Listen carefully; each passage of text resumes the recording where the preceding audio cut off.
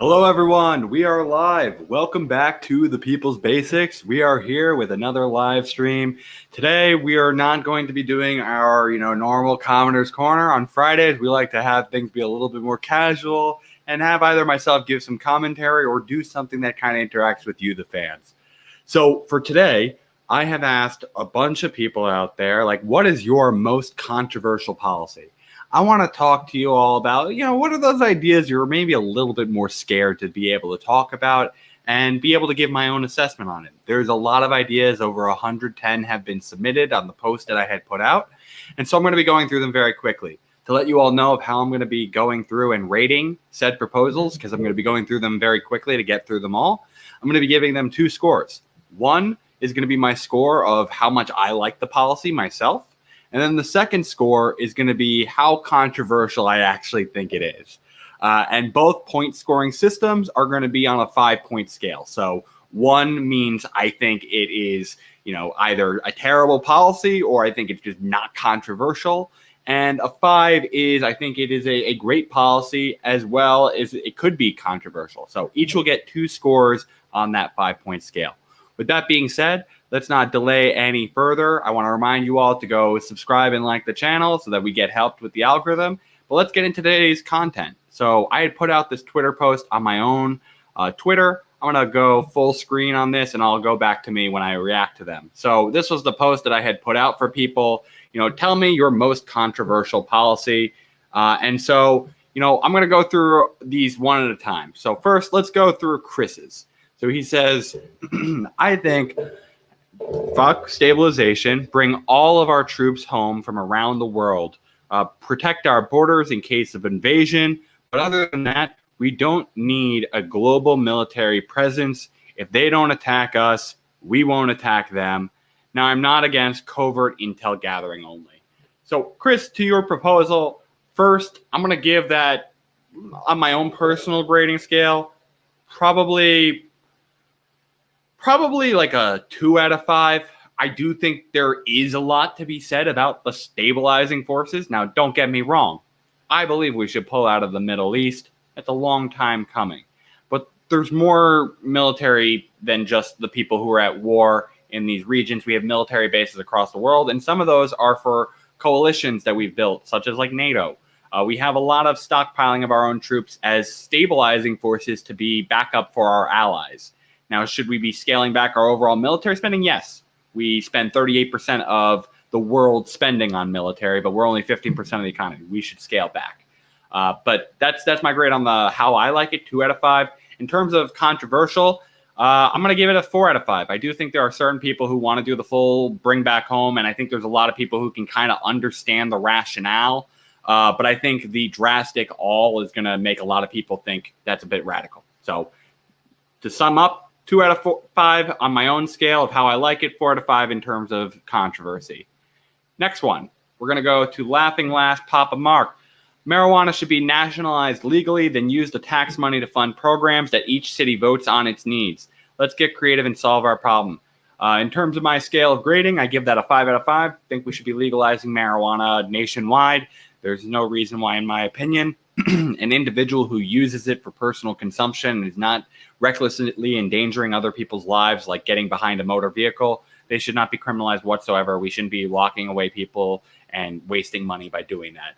So 5 out of 5 in terms of how I like it. In terms of controversy, I'm going to say this is like a 1 out of 5 because I think this is basically the mainstream opinion now. 2/3 of people, according to polls, are in favor of marijuana legalization.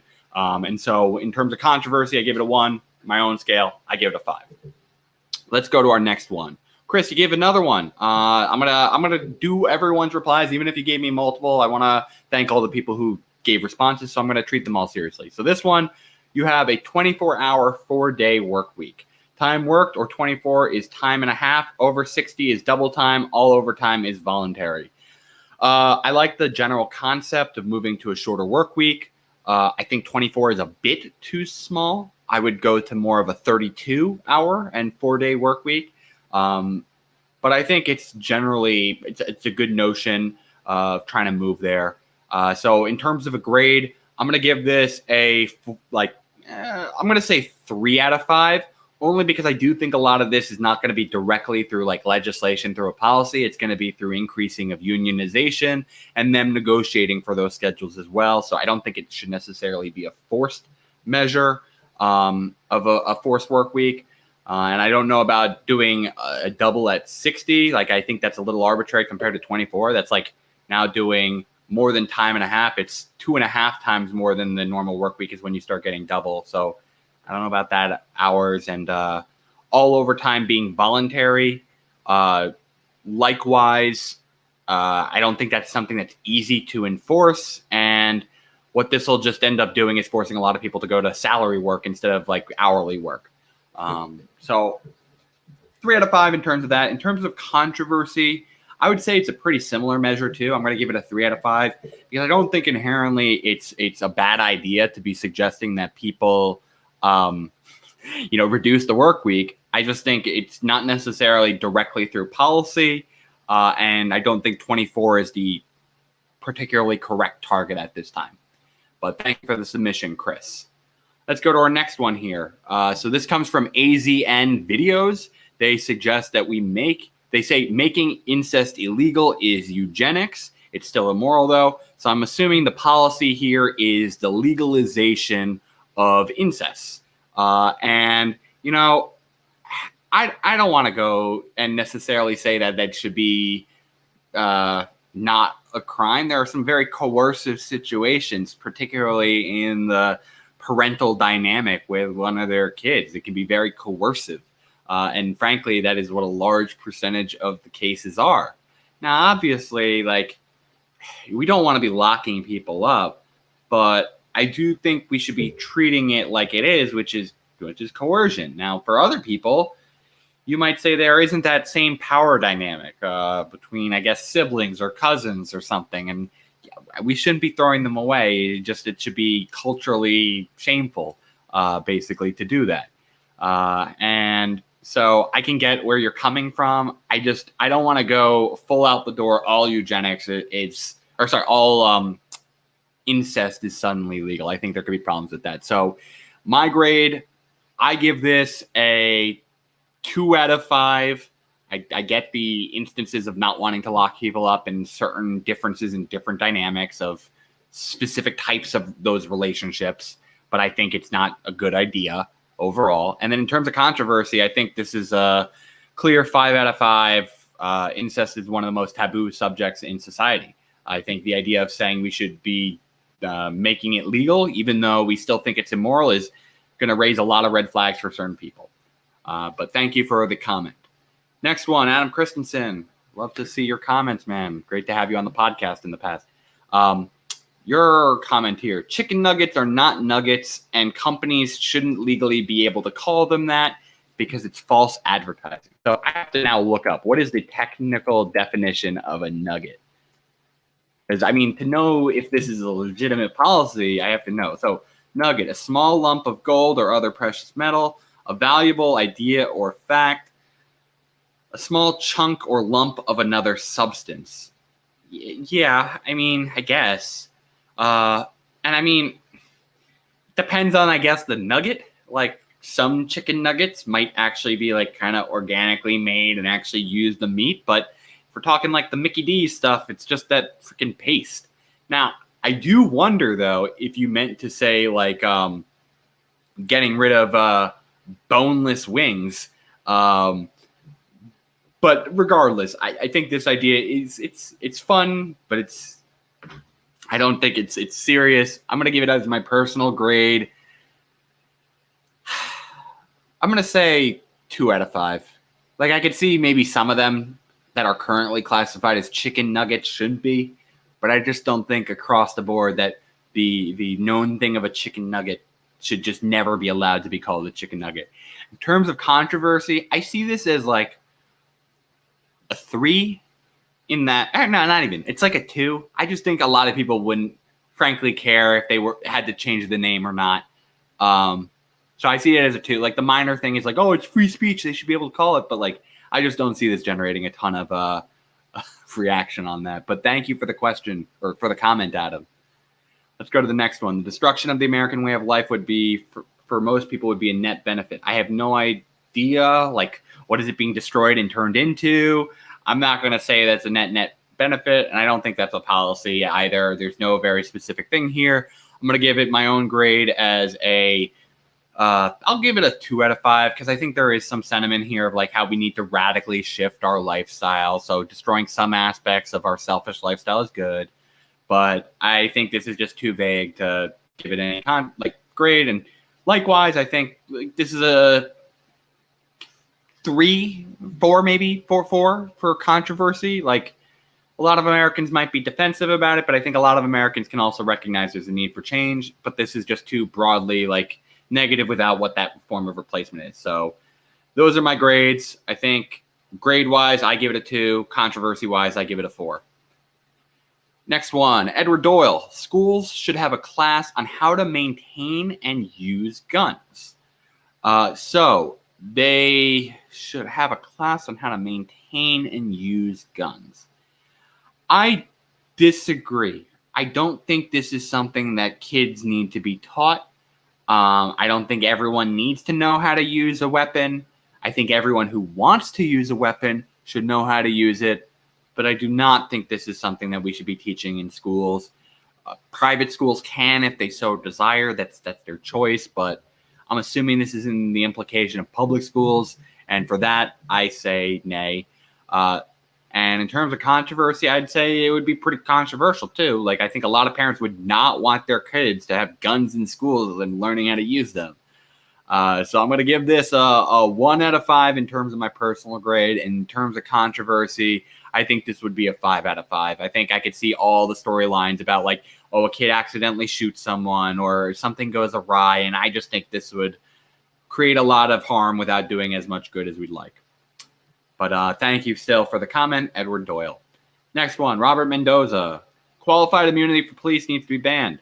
Agreed. Makes no sense that someone can commit a crime in one area and then continue to be able to serve as an officer in another. Makes no sense to me. That should be ended. Now, in terms of controversy, I think there's a little bit, like just because there's a very defensive culture for the police. But I think when you talk about the general public, it's not as controversial. So I'd say in terms of proposal, I give it I'd say I'm going to give it a 4 out of 5. I strongly agree with it, but I just think there are some other measures that are needed if you're going to do that. Like you need to have, like, frankly, sufficient staffing, and that can potentially lead to like lower total staffing levels, which might not be able to help our community. So obviously you don't want to have a bad cop out there. They're not helping the situation, but I do wonder if removing that makes cops feel less protected and less people want to go into the field. I think we need to do it anyway, but I think we need to have other things that go with that at the same time so that we have that concern properly addressed. So 4 out of 5, my grade. In terms of controversy, I'm going to give it 2 out of 5. But Robert, thank you for the suggestion, and I do think we do need to end qualified immunity. Next one. Jesus Alvarado. Establishing a minarchy in America is the only way to ensure true free markets and form a warrior state. So for people who don't know what that term means of a minarchy, it basically means having the absolute minimum of a state in which the only role that the state provides is trying to enforce the non-aggression principle. This, I think, comes to such a wide degree of what the non-aggression principle really is that I think it's too broad. Like, I mean, in its fundamental purpose, yeah, I mean, that is part of what the state's responsibility is. It's making sure that people aren't violating each other's rights, and it's providing for the general welfare. So I think it's a bit broad, and that the goal shouldn't just be that their only thing is the non-aggression principle. I think it is partially also trying to want to help the general welfare of the people. So not just protecting them from aggression, but trying to help their people live better lives and, frankly, be more competitive to other countries too and live better lifestyles. So I don't think that's necessarily the goal. And I think like even the idea of having a warrior state is just so off. Like maybe we have different definitions of what that means, but I think the whole thing of what you were saying before is you want a minarchy, which is just making sure that we don't have this aggression in place that we're preventing them from having. And then at the same time, you're like, we should have warriors. So it's like non-aggression and aggression at the same time. So my grade of this is I'm going to give policy-wise, I'm going to give this a 1 out of 5 because I just think it's absolutely non-specific and there's no thing that can actually be properly implemented here. And in terms of controversy, I'll give it a 3 out of 5. I think a lot of philosophical people like the idea of trying to reduce the state. I think some people do kind of gravitate towards that warrior culture. There's a reason why we so glorify our military as we do. But yeah, that's how I'm going to grade it. 1 out of 5, my personal grade. 3 out of 5 in terms of controversy. Next one, repeal and replace the 13th Amendment, end slavery and involuntary servitude with no caveats. I agree with this statement. I don't know if it needs to be repealed and replaced as much as just having an amendment.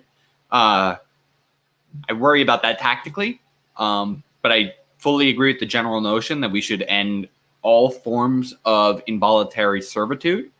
And I would say in terms of controversy, I just think it's like the framing here that can make it a little bit more controversial. So I'm going to say my personal grade, I will give this a 4 out of 5.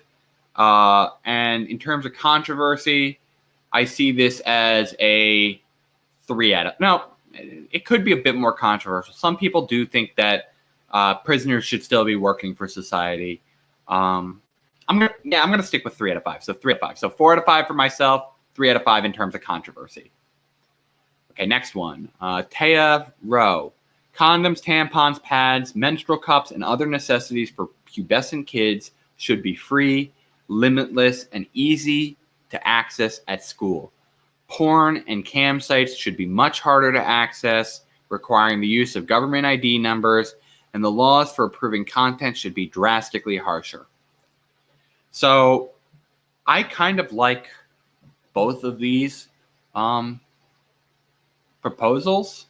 I'd have to think a lot more on the second part, but to the first part, I think reproductive health products and services are certainly necessary. And, you know, you're not going to have a lot of kids feel comfortable going out and buying themselves condoms and tampons and all these goods at the store when they need them. And so they either get kind of pressured into having uncomfortable conversations with their parents that might, frankly, be unsafe conversations for them to sometimes have in terms of their sexuality. And furthermore, it's an awareness thing too. Like if you have these things available, people know that that's something that they might need. And for people who might be on the poorer side, this is helping guarantee that they're not having their savings drained for just taking care of making sure they're not bleeding down their legs or making sure that they're safe while doing sexual activity. So I like that part a lot. I don't think that's super controversial. I think it has very minor controversy, like from some of the more old-fashioned conservatives who think this kind of encourages a promiscuous culture for some reason. But I do think it's a good idea. So I'm going to say that is good. Let's say the second part, porn and campsites should be much harder to access, requiring government ID numbers, and the laws for approving content should be drastically harsher. So I don't agree on necessarily. There's two sides of the access. So there's the access to watching the content. There's the access to being able to download the content. And then there's the access to being able to upload content. I think it should be significantly harder for people to, in any form, be able to download or upload pornography. And that this system of having some traceability would be useful. I don't necessarily think that is as necessary for consumption. But I could see still wanting to kind of have a standardized system. But I'm going to say, in terms of my overall grade of this proposal, I'm going to give it a 4. I think some of the access stuff to just being able to view might be challenging. But I mean, I lean. It's like it's a 4.5. I'm gonna go with a 4.5 here. It really is like it could probably be fine. It just depends on like what exactly that harder access is. And I think the rest of this proposal is wonderful. And then in terms of controversy, I think this is I'm gonna say like it's a 3 because I think there are people who in the first part give that kind of promiscuity argument. I don't think it's a good one, but a lot of people kind of get up in arms about that. And then for the other one, it's kind of a freedom of speech type of argument. And a lot of people have an emotional attachment to porn because that's just how they get off. So I think it would end up being a little bit controversial. But thank you for the suggestion, Taya. Let's go to our next one. Mike Stark, limited guaranteed student loans. It's driven the cost of college into the stratosphere because colleges know they can charge whatever they want and students will just take the loans to pay. I think this can be good. I wonder what those specific limits are. And so that's going to be the main thing I'm going to knock on this is I'd have to know how you were doing the limits because we should be having people getting education and that it shouldn't be just a huge barrier to those who are, poor. But I do agree that you are right, that the guarantee of student loans is definitely driving people to taking out outrageous debt, and universities don't have to have any price sensitivity. So, Mike, what I'm going to give you a grade for policy is I think it should be I'd say it's a 3 out of 10. I think it's a worthy cause, but I think the limit matters a lot of what you mean. And then furthermore, I think controversy-wise, I think a lot of people are going to see this as potentially trying to limit poor people from being able to get into affording college. So I think it's going to be controversial too. So 3 out of 5 my grade, controversy grade. I'm going to give this a 3 out of 5 as well. So Mike, thank you for giving your submission. Open borders. Okay, I think this in terms of policy, I give this a 2 out of 5. I think there is a legitimate case to be made for some of the advantages of open borders, but I also see more reasons not to. I think, frankly, it makes it a lot more difficult to have any forms of projections in trying to administer benefits to an area. I think, furthermore, it doesn't provide a lot of screening across borders where people can then return to another country and jurisdiction for criminal prosecution. Because they just return from that open border policy. And so there's a lot of things that I think we can be like having trouble there. It's like one of the reasons we have target immigration levels is because we want to have some preservation of like cultural stability that, we're not having our America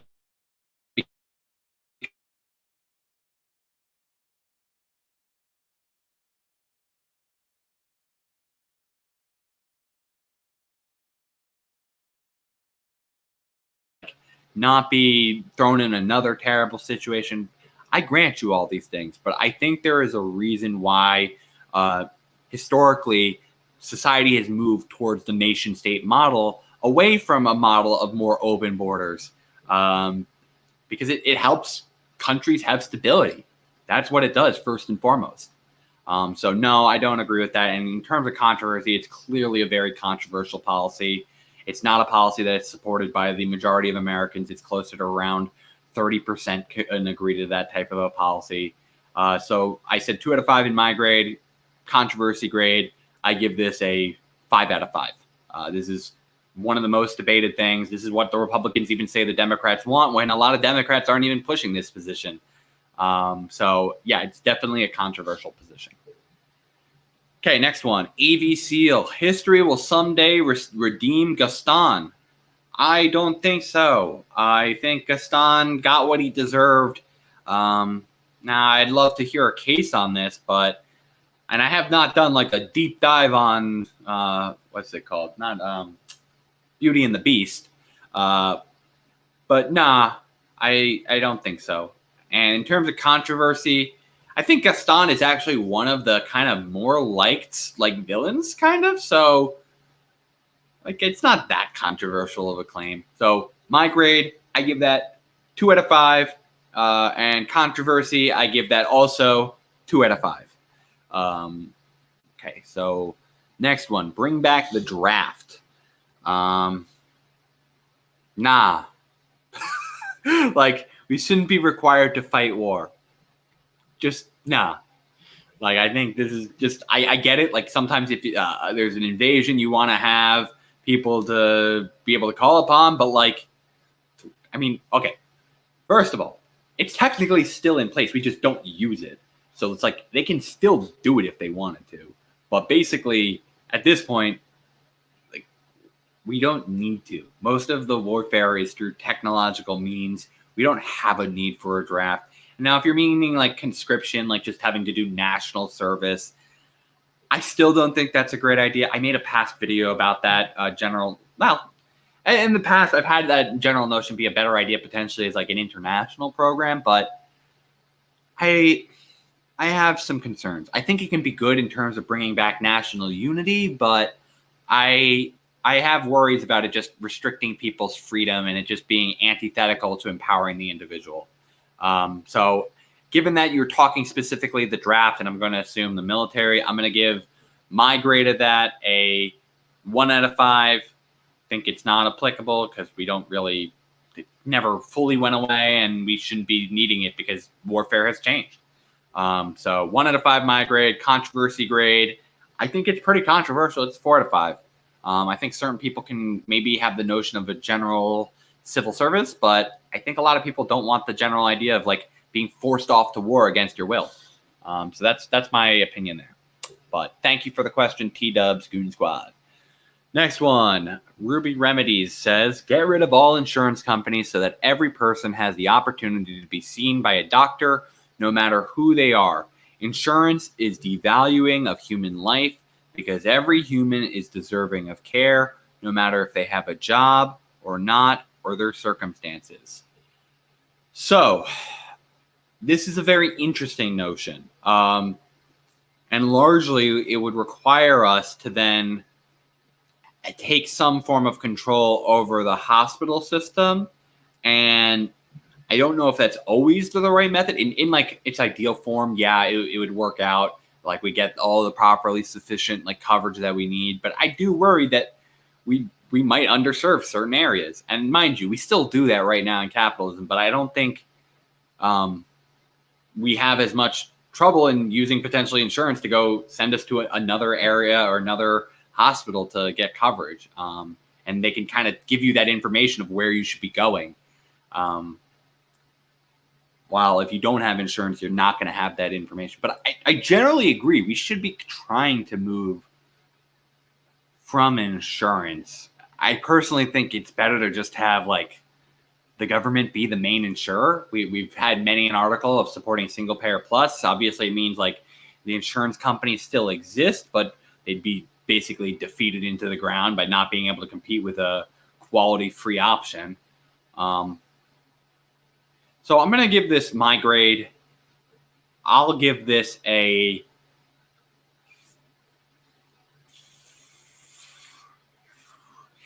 3.5 out of 5. And in terms of controversy, I'd say this is also, this is like a 3.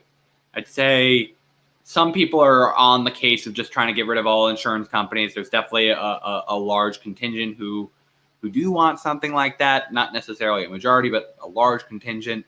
And so, yeah, I don't think it's over the top controversial, but it's controversial.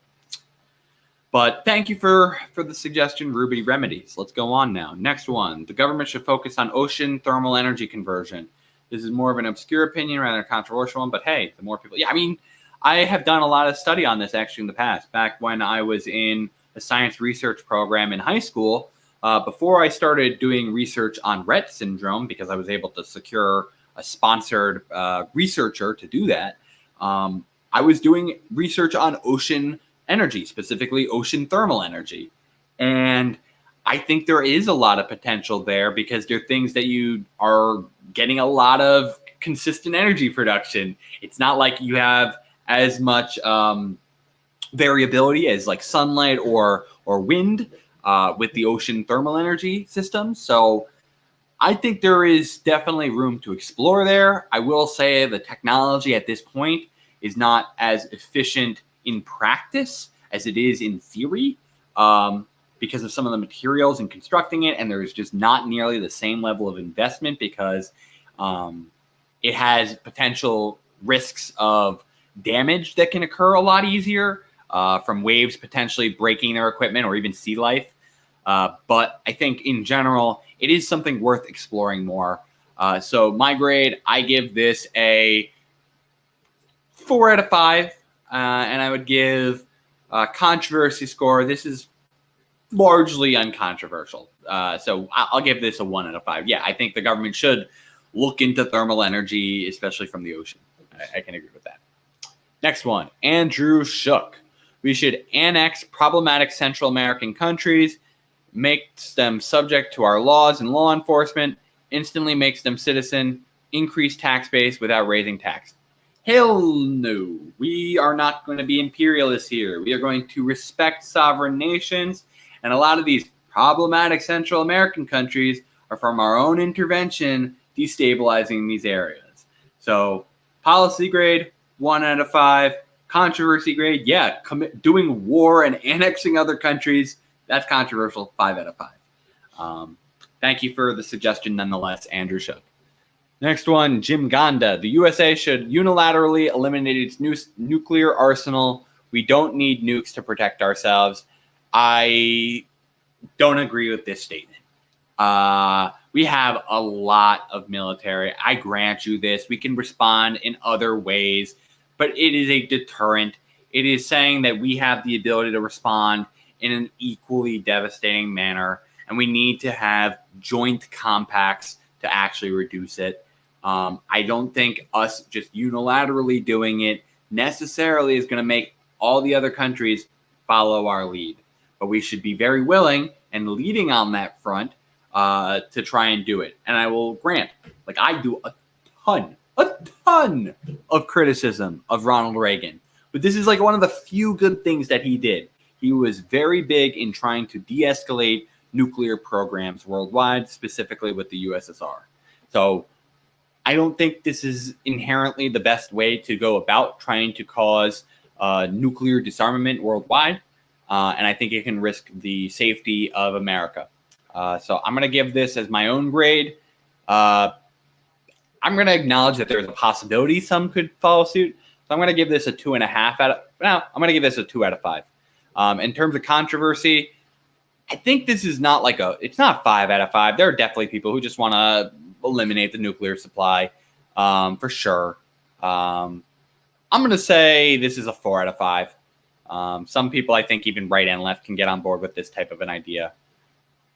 Okay, next one. National Shovel-Ready Jobs Program to reduce energy demand. For example, ensure every home, every building is properly insulated and windows upgraded. Install solar panels on all buildings. 4-day work week to reduce carbon footprint created by traffic. So this just sounds to me like a federal jobs guarantee specifically for, well, actually it doesn't even say guarantee. It's just a program. Yeah, we should do infrastructure programs and we should be trying to rebuild America. Fully agree with that. I'm going to give it a grade of 5 out of 5. Like for the people who are unaware, our current infrastructure in America by the Civil Society of Engineers basically is rated a D+, and we should be investing in that. And we've had talks around a $3 trillion or even $4 trillion stimulus plan for infrastructure. We need this to happen. So good idea. And I think it's largely uncontroversial. Maybe the 4-day work week is a little controversial for some people. So I'll bump it up to a 2 out of 5. But I'm going to give this a 5 out of 5 in my grade, 2 out of 5 in controversy. Next one, uncap the House. They say uncap the House. And for people who don't know what this means to repeal the Permanent Apportionment Act of 1929, which set the House to a standard of 435 members in the House of Representatives. I am 100% on board with uncapping the House because our ratio of people to representatives has blown up over time. Originally, the Constitution intended for us to have a ratio of 30,000 people per every representative. Now we're closer to around 750,000 people per representative. This is way out of whack for other democracies worldwide. The next country that has the second highest, greatest ratio is Japan. Theirs is over 3 times smaller than ours as a ratio. This will help more people be able to frankly, come up with different solutions. Like you can have more people in the House, meaning therefore more agendas can get pushed through or at least proposed. So that you're having more ideas out there. You're shrinking the district size, so representatives can actually have a higher likelihood of being able to meet all their constituents. It reduces the cost of running for office. There are so many good things about this proposal. I give this a 5 out of 5 in terms of my own personal grade. In terms of controversy, I do think this is actually a little bit controversial because a lot of it is going to be the idea of like, well, you're going to expand the size. How are you going to get them all there? How are you going to get them all to work together? And I think there is going to be some controversy to that. And so I'd give controversy-wise, I'm going to give this a 3 out of 5. Okay, next one. It should be the law to recycle. What would be the enforcement if it weren't? That's my question. It's obviously nice. I agree. We should have people recycle, but I need to know the enforcement of the law. So my grade on this is 3 out of 5. Could be good. Actually, we'll go to 2.5 out of 5. I don't know how you're going to enforce this, but I like the general idea of pushing recycling. And in terms of controversy, I don't think it's like super controversial, but it largely depends on like how you'd enforce it. And so for the enforcement and all that aspect, I'll give it a 3 out of 5 as well. Thank you for the suggestion, John Mim. Next one, Jessica Lauren, UBI and socialized healthcare. In terms of policy, 5 out of 5. You all know here at the People's Basics, what we support is universal basic income and universal basic services, which include healthcare. Now, mind you, saying the word socialized healthcare, I do have to wonder specifically what form, but I do agree that every American should have healthcare. And so if that falls into your definition of socialized healthcare, we can have at it. But I don't necessarily think it does. But I'm not sure. I think it's reasonable to consider that under that same definition. So I'm going to say 5 out of 5 in terms of my own grade of that. And then in terms of controversy, I'm going to acknowledge that these things do still generate controversy. And so I'm going to say that these are at least 3 out of 5. It's not like so controversial, like a how dare you, people are going to completely ratio. It's like this is one of those opinions that are like debated in the space, but people kind of get like why you have the position. So I'm going to give this, actually, I want to lower it a little bit, 2.5 out of 5. They should not be controversial. And frankly, it's now bipartisan, like UBI, like 52% of Republicans support it.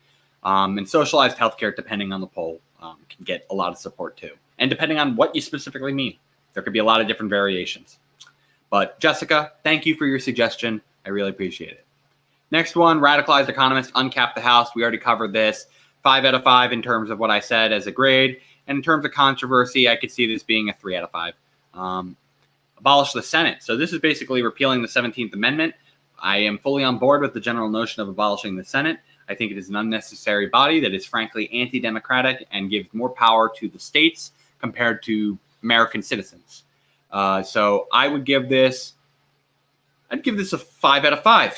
You don't need it. There can be a bunch of different versions. You could be going to a direct democracy, or more likely, you're just, instead of having a bicameral system, you're just having one house and just having the House of Representatives be in charge of passing stuff. So I'm on board on that. But in terms of controversy, this would be, whoa, big controversy. 5 out of 5. Like this would be fought tooth and nail. People would calling you radicals and that you're just trying to game the system. This is something I'm willing to fight on, but I think it is very controversial. A lot of people will say, like, this is how the founders wanted it.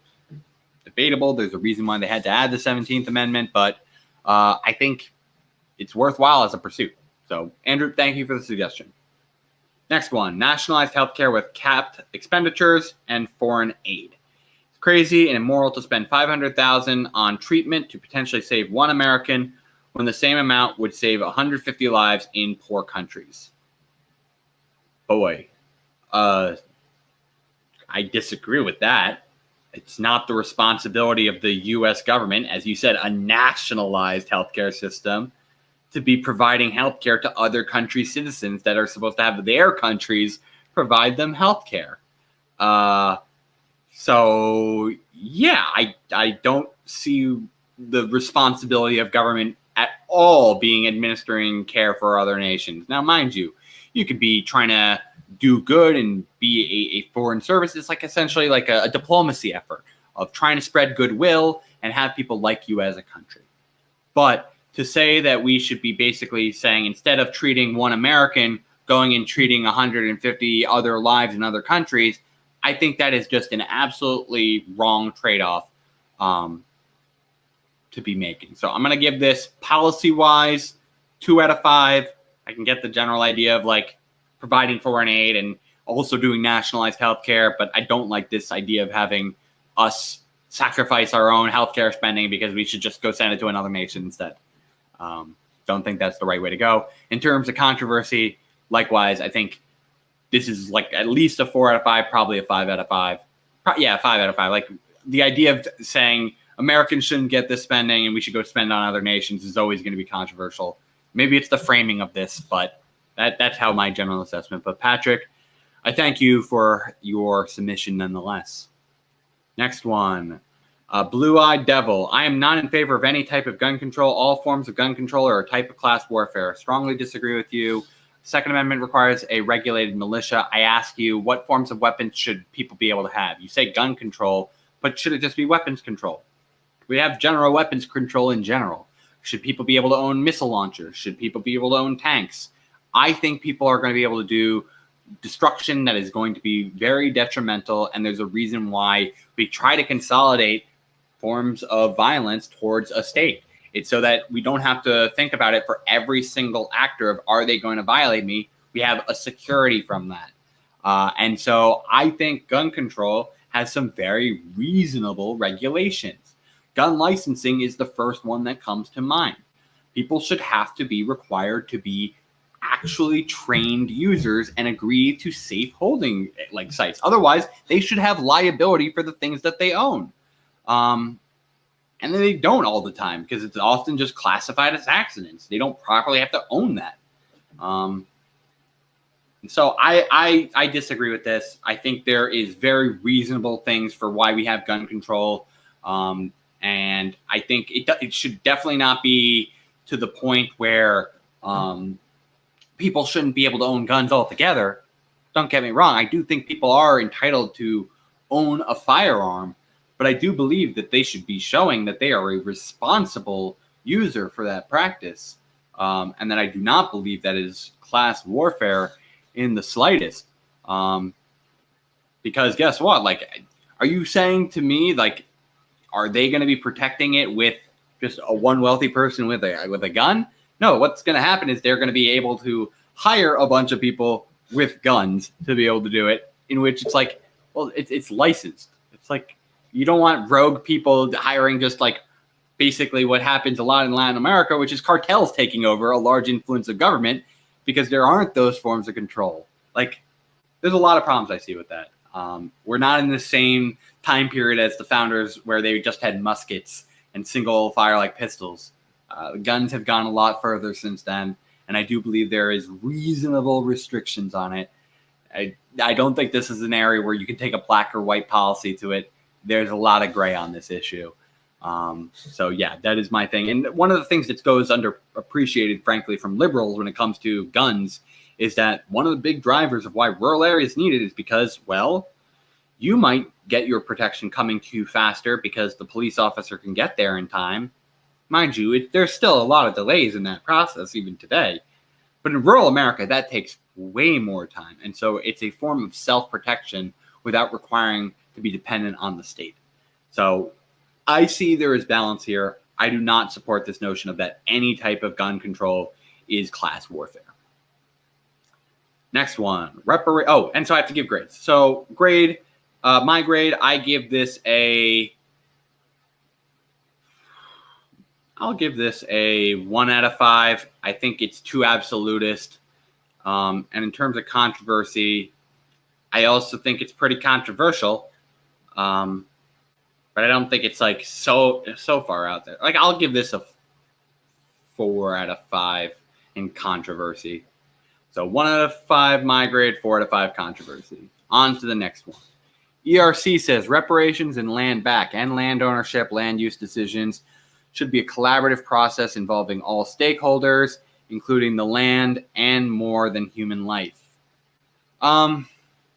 So I agree with reparations. I'd want to know specifics on the plan of how you want to do those reparations, though. I agree that maybe part of that is including giving land because that was part of the original promise, 40 acres and a mule. I don't agree with the idea of ending land ownership altogether. Well, it should be a communal process, but it depends on like how specifically it goes. Like I like the idea of almost treating it as if it's like it's a leasing process. Where you have like free use to how you want to try and use your land. But if you're like then no longer really using it, it then returns back to the state for use. And I agree with it in theory, but I do worry that this is kind of goes to just like eminent domain issues, which can be controversial and also, frankly, abused by a state for things like a wall, things like the construction of like massive corporate entities like malls themselves even. So yeah, walls and malls.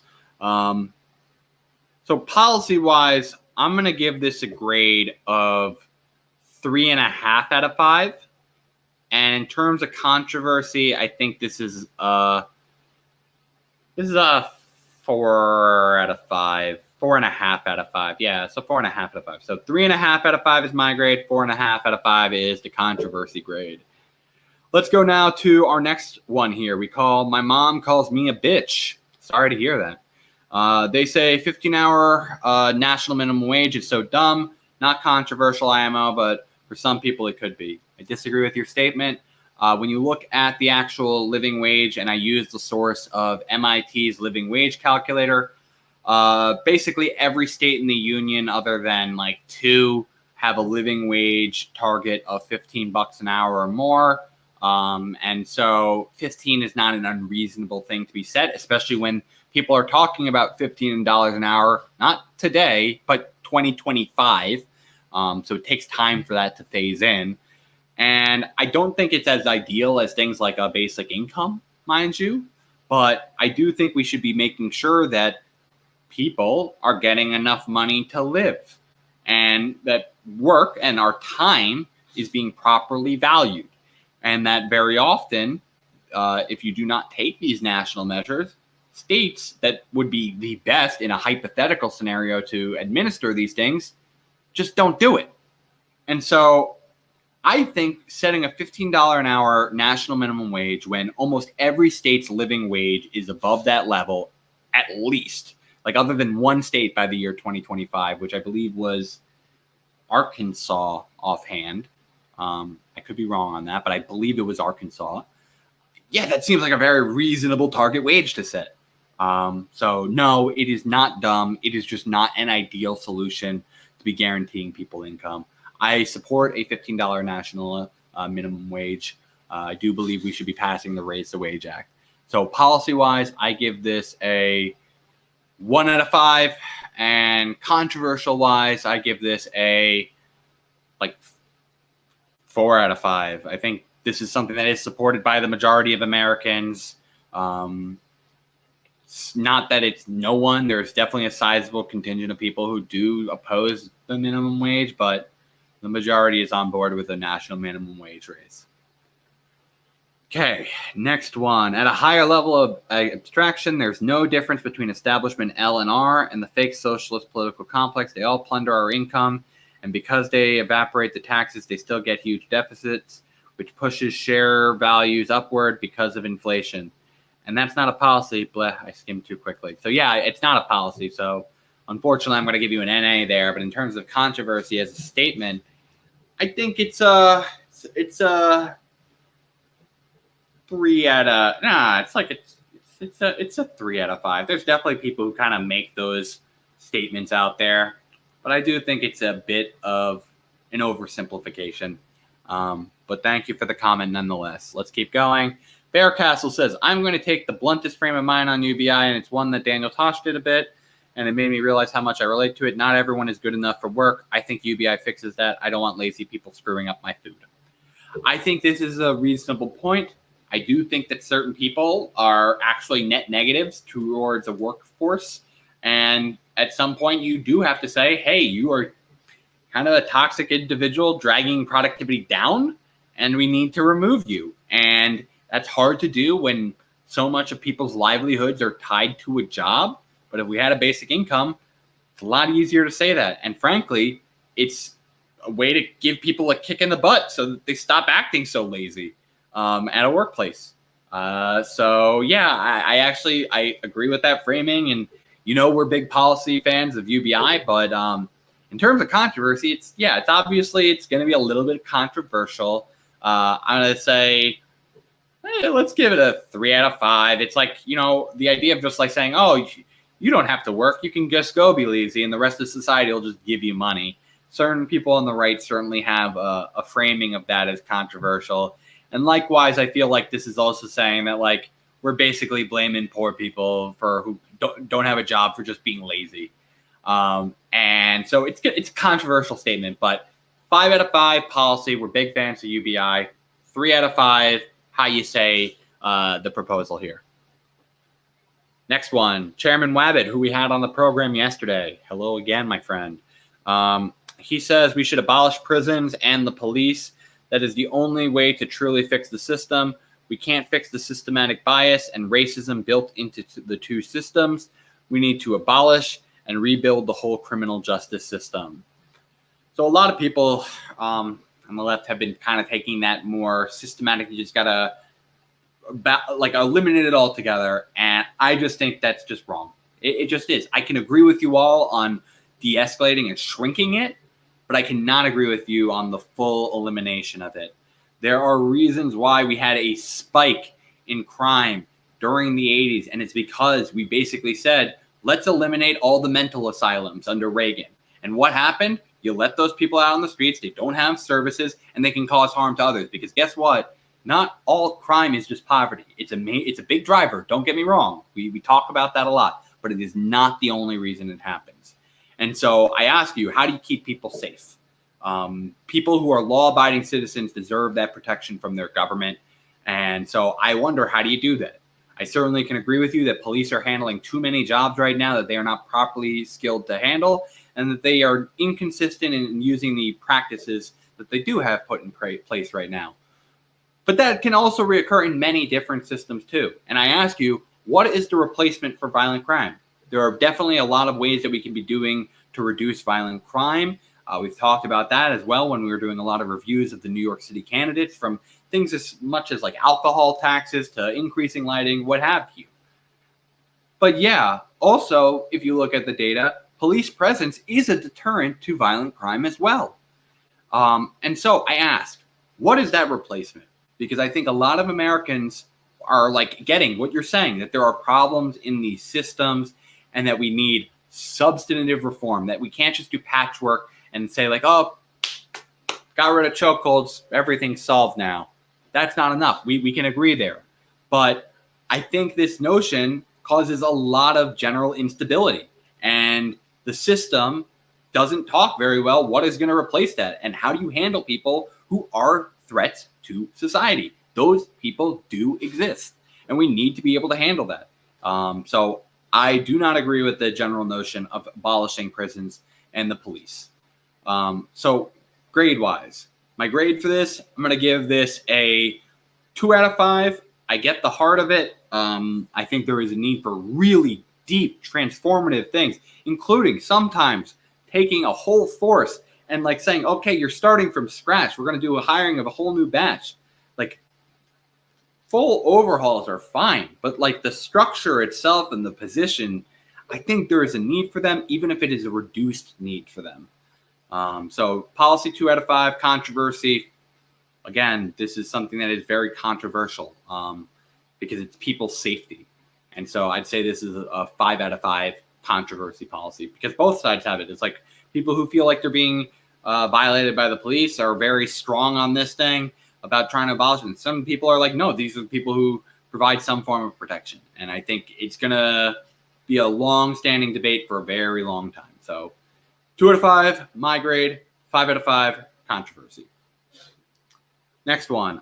I don't know what mine is. I think $15 minimum wage is BS. It should be based on each state's cost of living and tacked to inflation.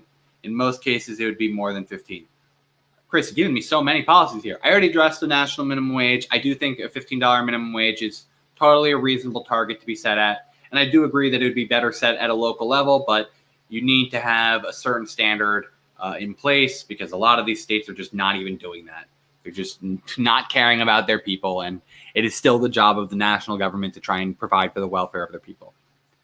Okay, next one, companies can pay people who are salary 10% less than what they would make hourly, but can't make them work more than a 24-hour week, and employees get to individually decide we're not gonna, this is already something that companies get to decide. Like if they want to provide salary, what pay rate they do, this doesn't make sense to me. And then they get to decide, the employees get to decide if they want to be hourly or no, that's not their decision. It's like if you have a new person coming in, do you want the group to decide, all the employees there in a democratic cooperative, or do you want the newbie to come in and decide their own terms? I want the company who's deciding to hire someone to pick what they need from someone, not the employees. So grade 1 out of 5, controversy. It's not too crazy. I don't think people are getting up in arms if this is something on the table, but it's still it's controversial, so I'll say 4 out of 5. Death penalty should be reserved for elected officials. More of their crimes, such as insider trading and human trafficking, should carry the death penalty. I disagree with this. I'm against the death penalty in general. I don't think it is the role of a government to be killing people. I believe they have force to try and stop imminent danger, but as a form of justice, I do not feel that is just, and it has a very bad track record of do we get it wrong? 10% of the people put on death row, we end up getting wrong. And so I get what you're saying, hey, don't do the death penalty for the general public, just reserve it for elected officials. But no, I don't want any carve-outs because then we start including more types of groups. And then that leads to the argument of why not just have it for everyone? So no, I do not do carve-outs for a politician. So my grade on this is, I'll say 2 out of 5, only because I get the notion that you're trying to just reduce death penalty and that you are trying to increase accountability of our politicians for certain crimes. But I think it creates a lot of problems down the road.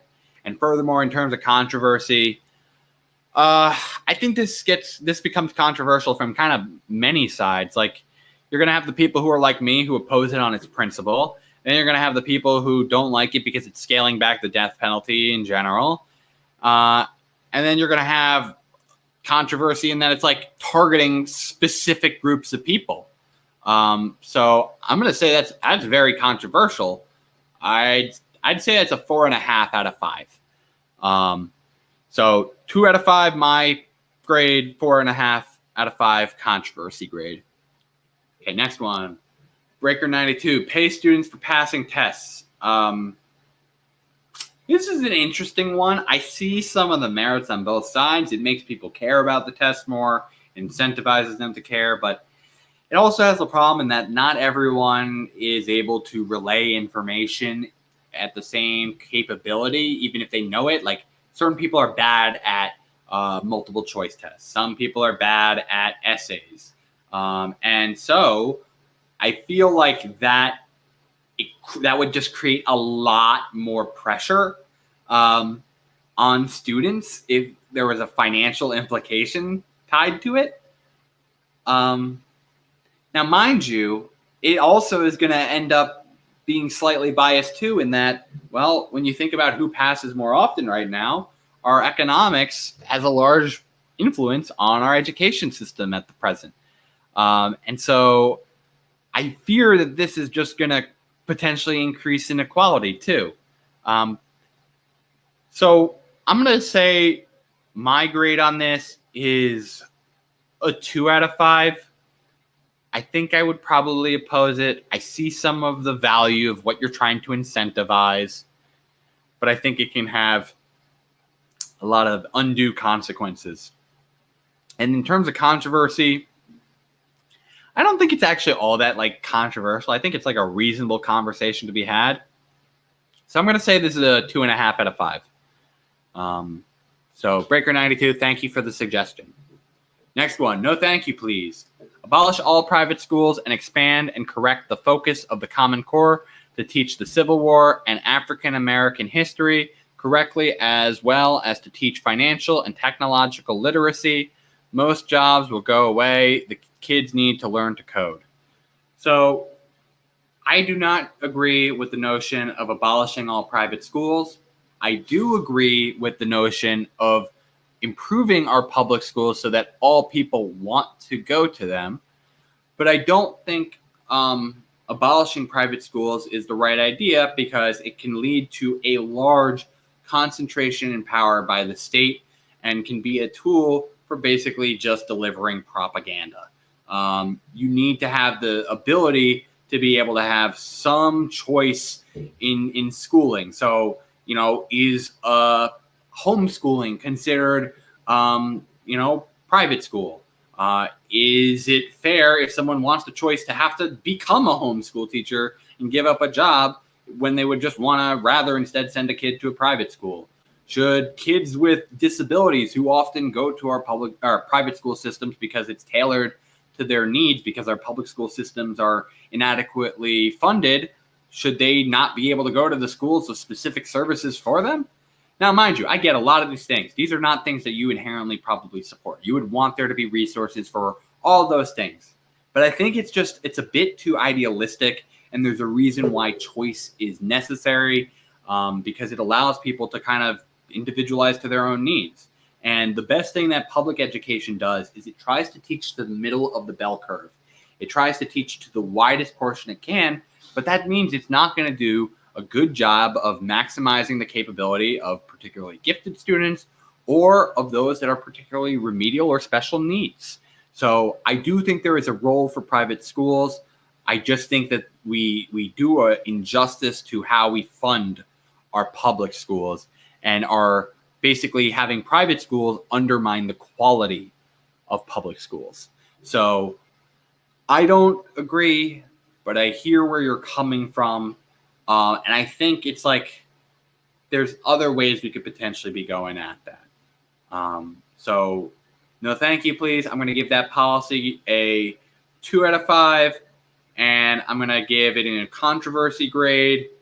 I'll give it a 4.5 out of 5. I think a lot of people would fight you on that, but I don't think it would be like relationships going to war against each other on the subject for it. I don't know. It seems just a little bit scaled down from that, because most people are in public school still. Next one. Oh, let me first, I got to get the, one moment. I got to get the charger working.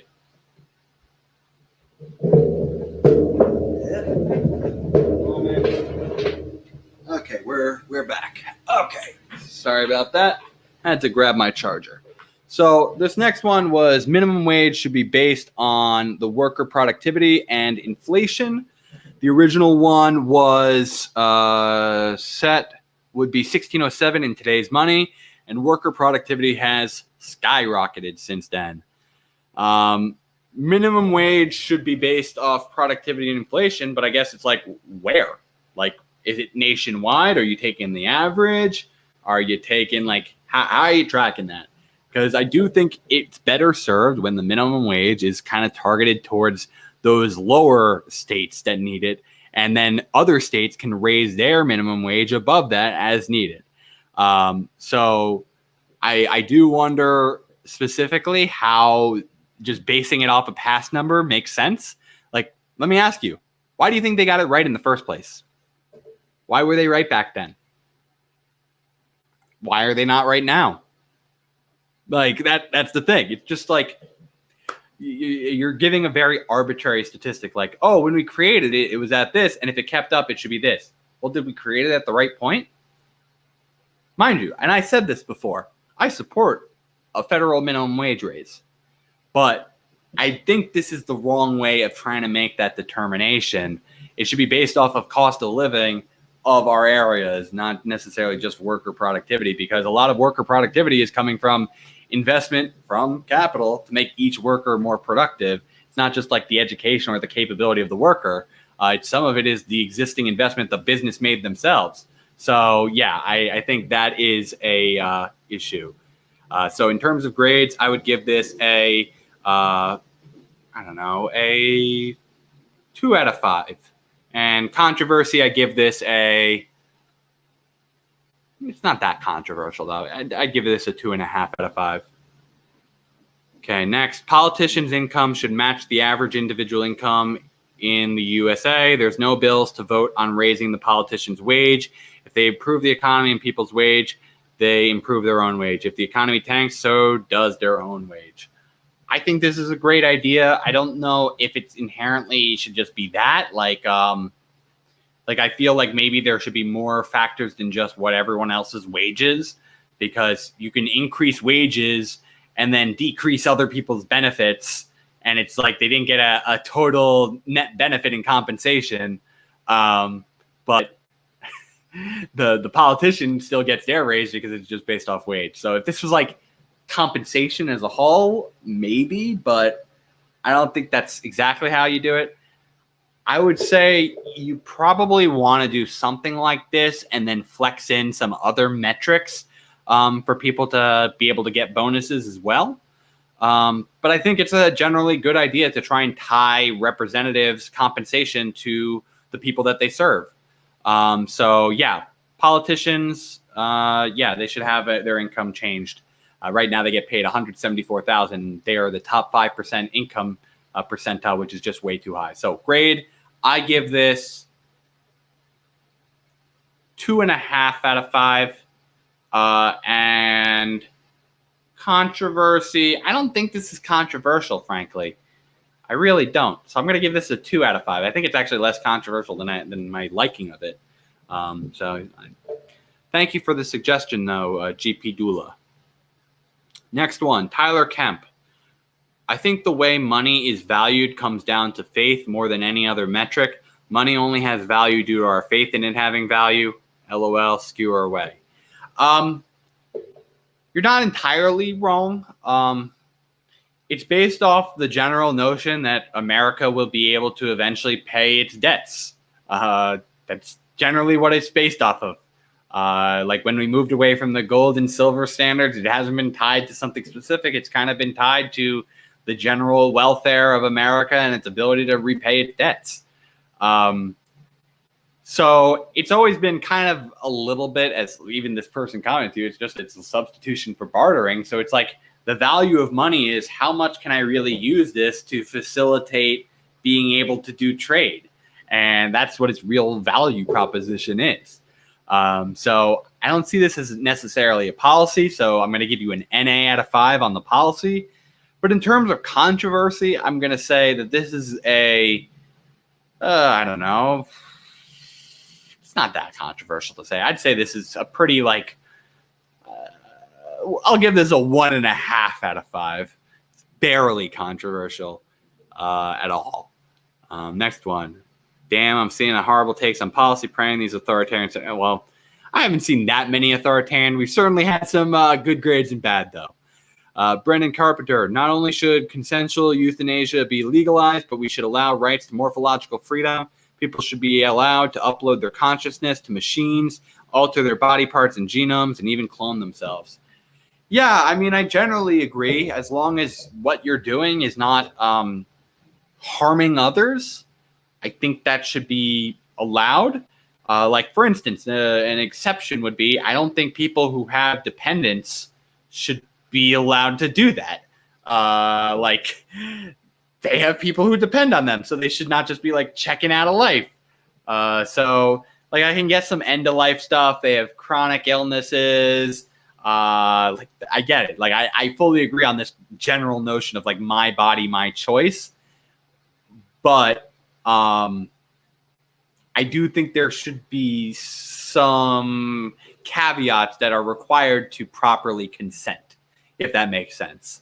And so, Brendan, what I'm going to give you for your grade here, I'll say this is a 4.5 out of 5. I generally like the notion of people being able to control their bodies. And then in terms of controversy, it's a little bit controversial. But I don't think it's crazy controversial. So I'll give this a 3 out of 5. So thank you for the submission. Next one, Inferno 234, social credit system that encourages volunteering and charity work that you can get certain perks for.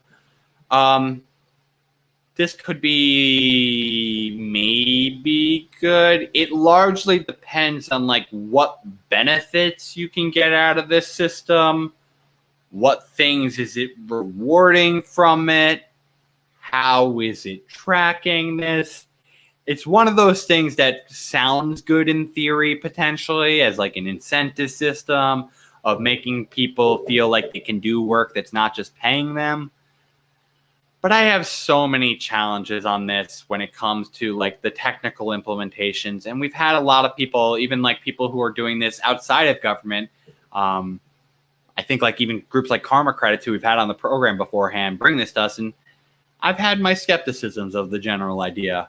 And it for certain can be a negative system too, because then that can be extra authoritarian as well. So my grade on this, I give this my personal grade of a 2 out of 5. Could be fine in principle, but I think it gets ruined by execution a lot of the times. And in terms of controversy grade, I'd give this a 4 out of 5. I think it's not going to like as it sounds here, it's like, oh, it's nice. So you're trying to encourage people to volunteer and have charity work. That's not that controversial, but the implementations can have a lot of like a slippery slope. So I do think that it would be a little bit of social engineering. It could be a bit controversial. But thank you for the comment nonetheless, Inferno234. Next one, commentary from a Greek. The fairness doctrine should be brought back, and if a journalist/TV anchor repeatedly breaks it, not only should they be fired, but also blacklisted from the industry. I agree with this statement. We covered this in extent earlier today on our Team Reacts thing. So if you want to hear more about that, go listen to that. My grade on this is I will give a 5 out of 5 on this. And furthermore, in terms of controversy, it's only minorly controversial. It's like government intervention over the media. And so some people are like, oh, it's the media trying to censor free speech. Oh, no. So this I give it a 2.5 out of 5. Not even, that's too high. 2 out of 5.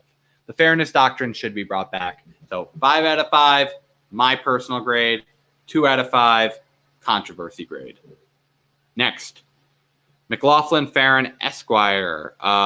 Humans lie, all genders lie. Have no idea what you're proposing, but I think it's Title IX, whether we should have that. And I don't know the exacts of what I'm grading here, so I'm just going to say NA out of 5 just because I don't know what is being properly proposed here. And in terms of controversy, I'm going to have to do the same because I don't know what you're trying to ask here. So I apologize, but I appreciate you taking the time to try and respond and sharing a resource. Next one, Darnius McQuimberton. Repeal the 17th Amendment. We already talked about this. I'm on board, but it's a 5 out of 5 in terms of my grade and a 5 out of 5 in terms of controversy. Next one, we should give statehood to every U.S. territory except D.C. Federal property should be annexed under federal authorities, but the city of Washington should be annexed onto either MD, Maryland, or Virginia.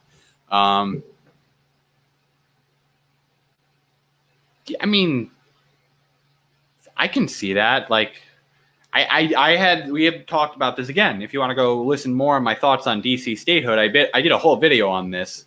But I generally think that the people of D.C. themselves are looking to try and become a state. Not necessarily does it have to include the capital in it, and I can see some of the problems that could occur from that, of who has authority over how those areas are run, federal government or state. But the outer area still has a sufficient population to be its own individual state, like a Wyoming, and that is what they are desiring. So I think we should be respecting that will. And likewise, for other territories, they should have that right to self-determination, but we should be admitting them if they want that. And so territories like Puerto Rico, who have had referendums to want to join the U.S. as a state, should be admitted as a state.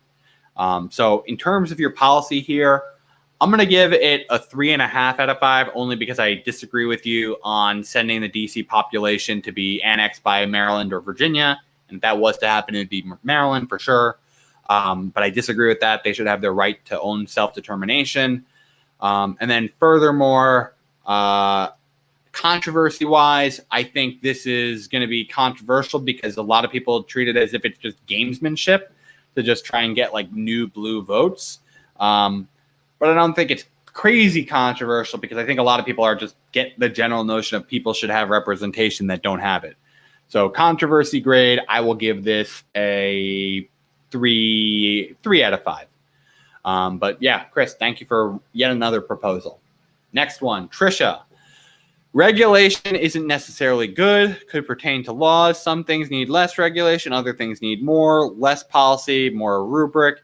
Is this deregulatory primarily a roadblock by elites to new competition and innovation by the little guy, think of an LLC, or more data first, less intent? So I don't know if there's a very specific thing here as much as it is mindset. I do generally agree with the mindset though. Like not all regulation is the same. Some regulation is a form of corporate capture of industry to make a higher barrier to entry from their competitors. And others are, well, consumer protecting or labor protecting or, just human protecting, societal protecting. And so, yeah, regulation varies a lot based on specifics. So in terms of, I'll still grade this. I'll give it a 5 out of 5 because it's generally right. Not all regulation is the same. And I think controversy-wise, I'm only going to give it like a 2 out of 10 because I think it's like 2 out of 5 because a lot of people are like, get a little like saying like, oh, you're just attacking regulation. Like you clearly are going to use that like, oh, we have to reevaluate regulation thing to just take away the good ones.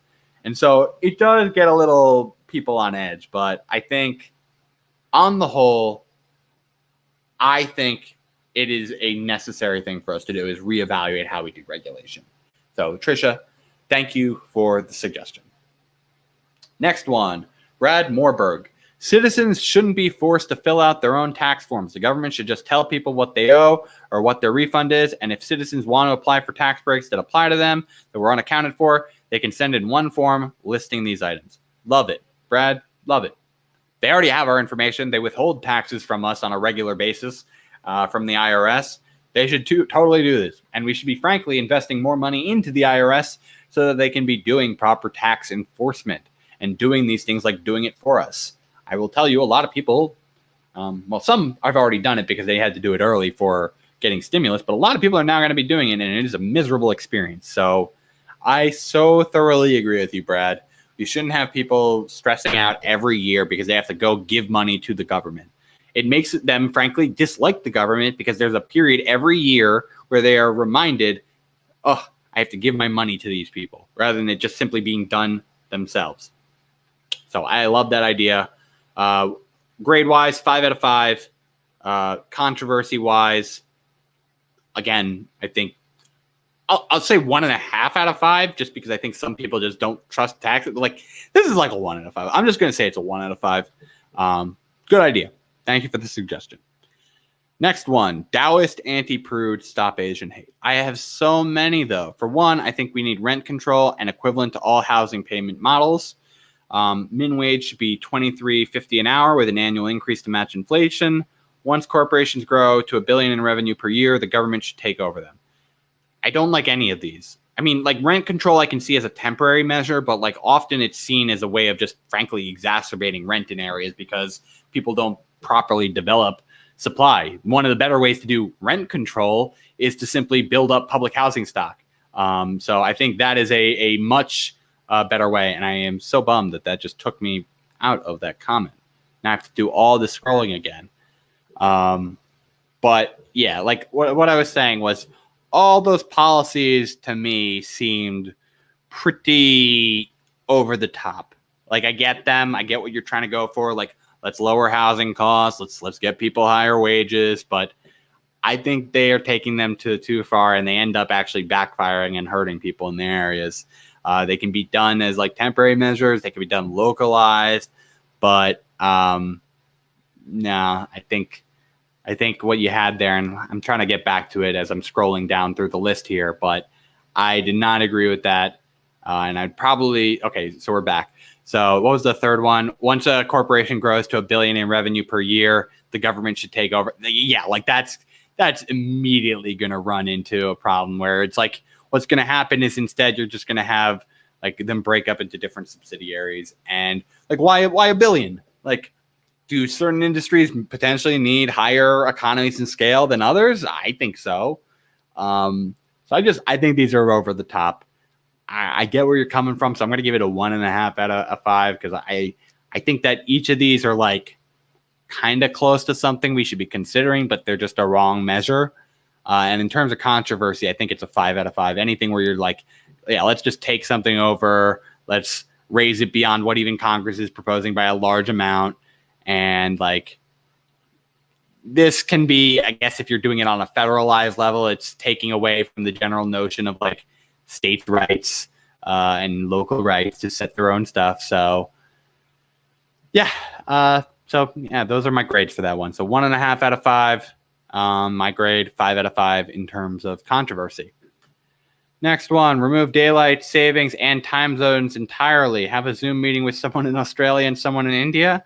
By removing all time zones, if someone says we're meeting at 18 o'clock hours, everyone will know.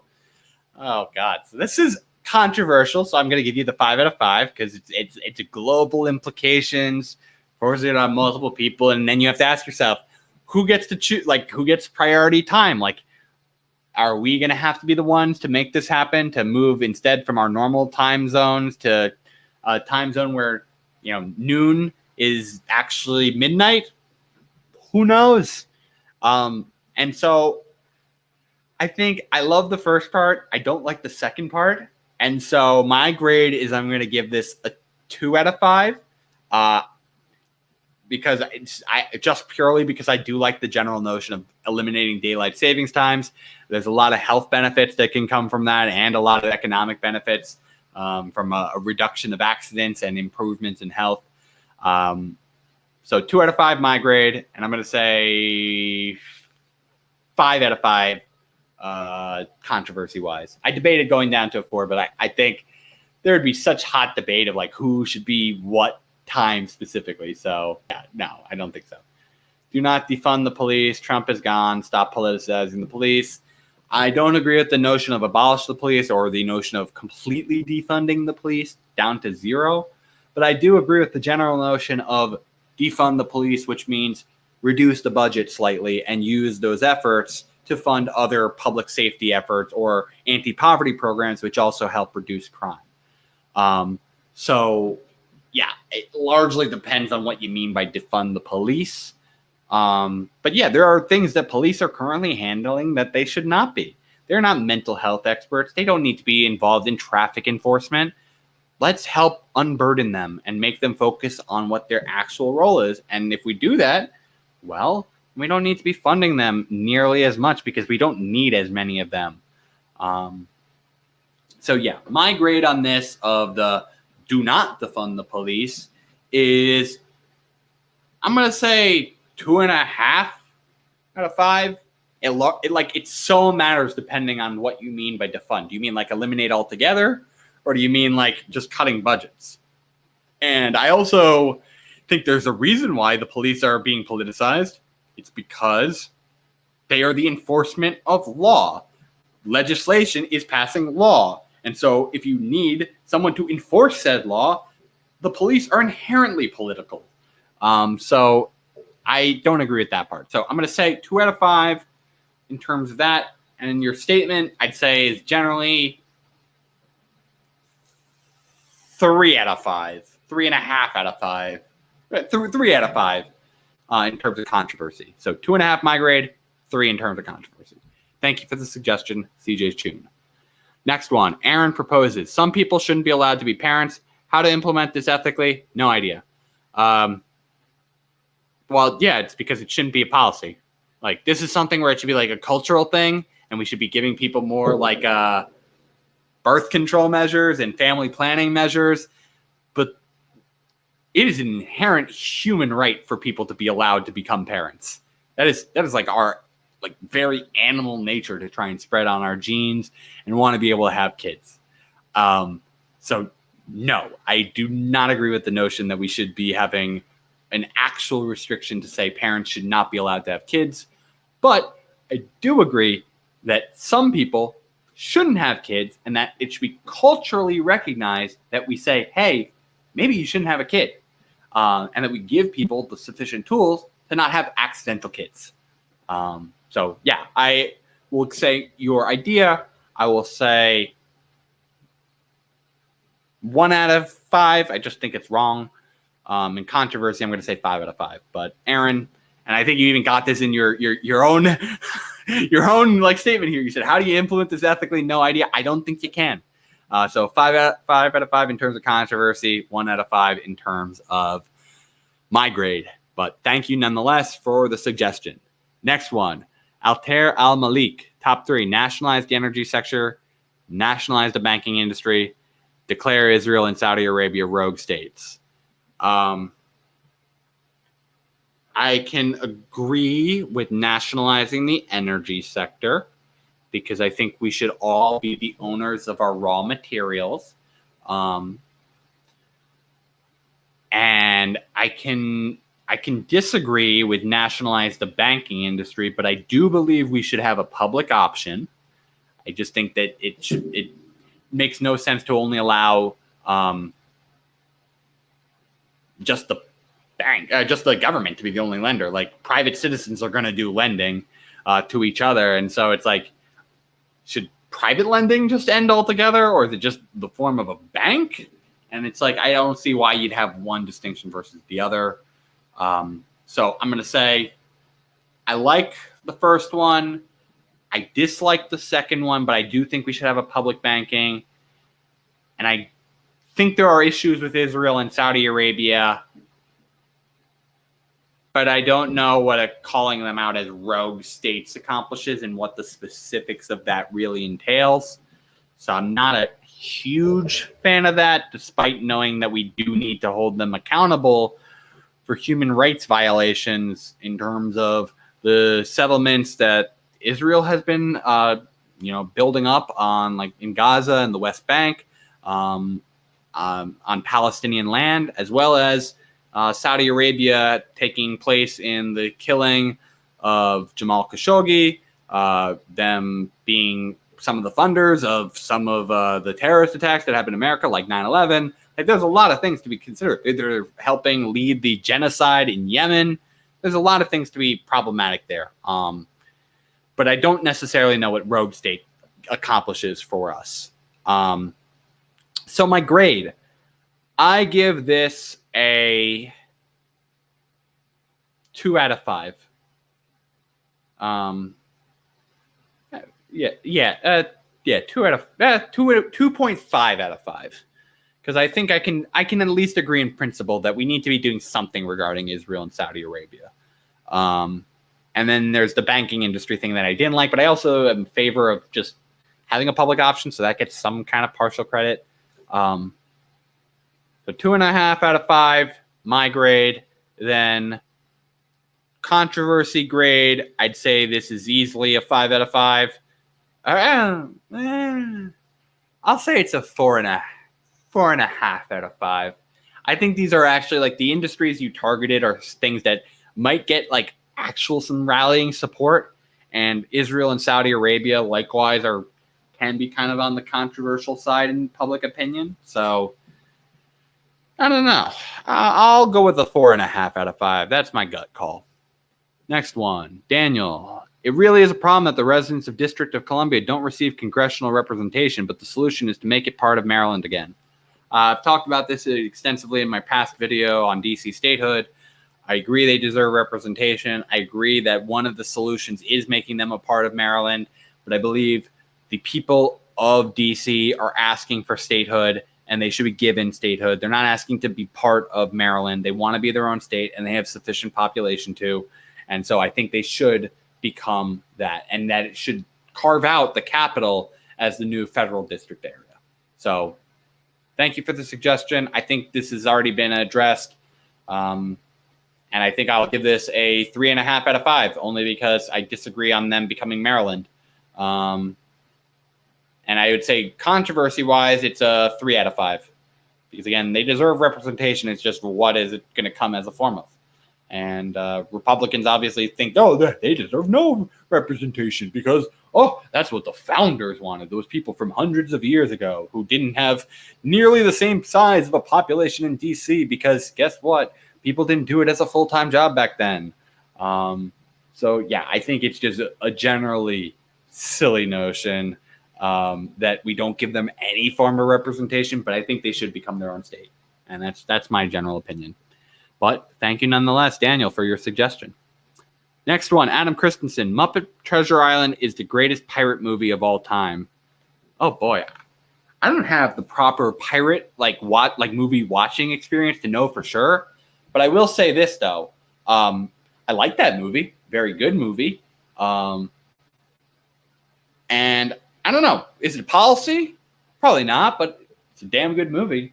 And so I'm going to give this a 2 out of no. Let's give it an NA out of 5. I don't know about it as a policy. I do not watch that many pirate movies. Muppet Treasure Island and like maybe Pirates of the Caribbean are like the only ones I've really seen as pirate movies. So I am not the person to judge that statement. So I'm going to give that an NA out of 5. And then controversy, whenever you call a movie the greatest movie of all time in a category, I think there is going to be some level of controversy to it, but it's a movie. It's the Muppets. I'm going to say controversy-wise, it's only a 2. But Adam, thank you for the humorous suggestion. And people should go check out that movie because it was a solid movie. Sex work should be legalized. I feel like this is more controversial than legalizing all drugs at this point, which I also believe. So I agree with both statements I partially agree. So a lot of the sex work community is frankly calling for just decriminalization instead of legalization because they are not looking to have an overbearing relationship with the state in how they do their business. And so I kind of want to respect the stakeholders' wishes. I kind of like the general notion of legalized, but whenever I've talked to people in the field, they almost always talk about wanting to go decriminalized instead of legalized. So I'm going to respect the people who are closer to the situation than I am. And then in terms of legalizing all drugs, similarly, I don't actually think we should be legalizing all drugs because then there can be potential for trying to sell some addictive products that are not good, and they could be advertised in all sorts of ways that are just like our pharmaceutical ads that are frankly very coercive and take advantage of people in need. But I do think we shouldn't be locking up people for possession either. So I think it's like some drugs where we don't see major like health impacts and even have some medical usage should be legalized. Like marijuana should be legalized. But otherwise, I do think that should be decriminalized as well. So I think both of these are examples of like things that should be decriminalized instead of legalized. But I generally like the notion you're going for. So Josh, what I'm going to go with is I'm going to give you a 4 out of 5 in terms of your policy here. And in terms of controversy, I'm going to say that it's a 2.5 out of 5. Like, let's say a 3 out of 5, actually, because there are definitely those like upset parents and like the very like puritanical people who are like, oh no, we can't do this. This is the end of society. But like, I think a lot of people are kind of getting on board with this general notion of freedom and that throwing them in jail is not the right solution. So thank you for the suggestion nonetheless, though. Next one, Chad Benz. We should give up on nuclear non-proliferation and focus on humanitarian goals, primarily democracy. No government wants to bear the cost of a nuclear strike. That's an interesting question. Yeah, I mean, it is one of those age-old challenges. Like, our technology of weaponry has always increased through time. It is very rarely, if ever, scaled back. And it would take a lot of effort to make sure that there was being proper surveillance across different countries to make sure that that was happening. So I generally agree with kind of a refocusing. I think it gets too much focus in our foreign policy, like way too much focus. And I think we'd have less risk from those things if we did just have other democracies worldwide. So I generally agree with the notion, but I do think there is reason why we should try to, I think, reduce our nuclear stockpiles over time. Because I think it's like you never know when it's going to get into the hands of unstable actors. You'd much rather it be just non-existent as a tool, and the devastation is so significant that it just seems like it's a violation of international law. Like it should be just a war crime, because it's not just impacting the people who are at war with you now, but it's like generations of environmental disaster too. So I don't fully agree, but I do agree with the general notion of reprioritizing our foreign policy towards ensuring democracy more often, over things like focusing on nuclear non-proliferation. So I will give this, on a policy grade, a 4 out of 5. On a controversy grade, I'm going to give it a 3.5 out of 5. I think there's a lot of people who would get a little sensitive to the idea of like we should just give up on nuclear non-proliferation. But yeah, thank you still, Chad, for sending me your comment. Next one. I agree with socialism, except their economic beliefs. Is it still socialism without the core belief of ownership by people? It doesn't actually exist anywhere for good reason. I vote for them while they're a minority, but if they come in striking distance, I'm a never DSA then. That's a very interesting notion, Carrie. And it's interesting. It depends on how far you go. Like, there are definitely aspects economically of socialism, like common policies that I can agree with. Like, making sure everyone has healthcare, everyone should have, education, everyone should have basic income. There are certain general notions that a lot of the socialist community supports that I also support. But I do inherently disagree. I've become a little bit less disagreeing on this, but still have somewhat of a disagreement that socialism works well in all industries, and that, frankly, you can do a lot of these systems of worker ownership already within a capitalist system. You can go create a co-op. That is a totally acceptable thing in capitalism. But here's the thing. Doing capitalism within a socialist system is really hard to do. You don't have that freedom because it is being controlled by either the state or by the collective of the people, the dictatorship of the proletariat. So, I don't know if I'd go as far as you're going, Carrie. I have to know who they're running against. I'm never a never someone person. It's more like who are they running against? Because I thought I was going to become a never Biden person, but then Trump he got even worse during his final year, and that kind of convinced me that I wanted to vote for Biden because he was the most competitive alternative. And so, if a DSA member is running against someone I like less, I'm going to vote for the DSA person. That's just fact of the matter. So for your thing, I'm going to give it my grade of a 2 out of 5 because I don't know how far you're going with that statement of economic beliefs. And controversy-wise, I don't think it's actually particularly controversial. Socialism is still not particularly well-liked, but it's growing. So I'll say it's a 2.5. No, it's a 2 out of 5. At this point, but yeah. Now let's go back to 2.5. 2.5 out of 5. So 2 out of 5 my grade. 2.5 out of 5 controversy grade. Next, we should increase the funding for the IRS. I just said that before. We actually are not collecting all the taxes we should be, and we could be generating trillions of dollars off of only like $100 billion in investment in the IRS. 100% we should be doing this so that we can actually enforce all these tax avoiders who are just the wealthy. So yeah, totally agree.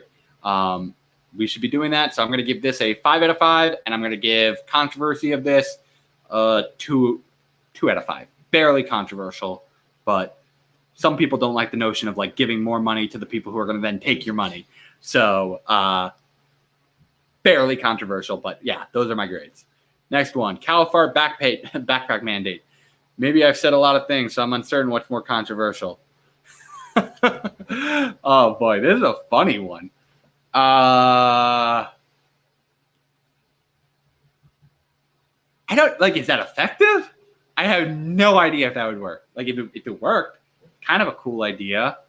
But I mean, in general, I think slowly over time, we just need to be making our way towards a more plant-based diet and meat substitutes, but this is interesting. I'm gonna give it a 3 out of 5 as a grade. Major asterisk there. I have no idea if the backpacks work.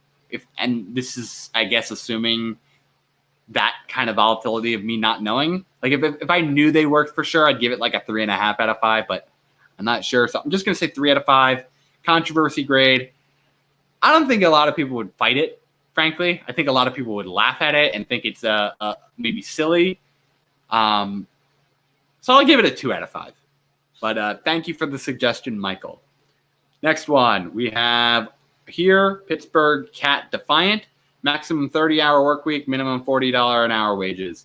I think your work week shouldn't be a maximum. It should just be kind of considered the overtime hours. You're not going to be able to restrict people's willingness to work more hours. And a minimum of 40 is just way too high. Just like it's out of this world high. And that would just cause mass unemployment, make it very hard for businesses to be able to operate, new enterprises to form. I just think that's an outrageous figure. Let me keep going on. Like, let me do this in terms that people can understand. So $40 an hour into annual salary. So $40 an hour ends up becoming roughly $83,200 per year in a salary. And now, if you think about that, let's think about that. Median salary in America. You're basically over doubling the median.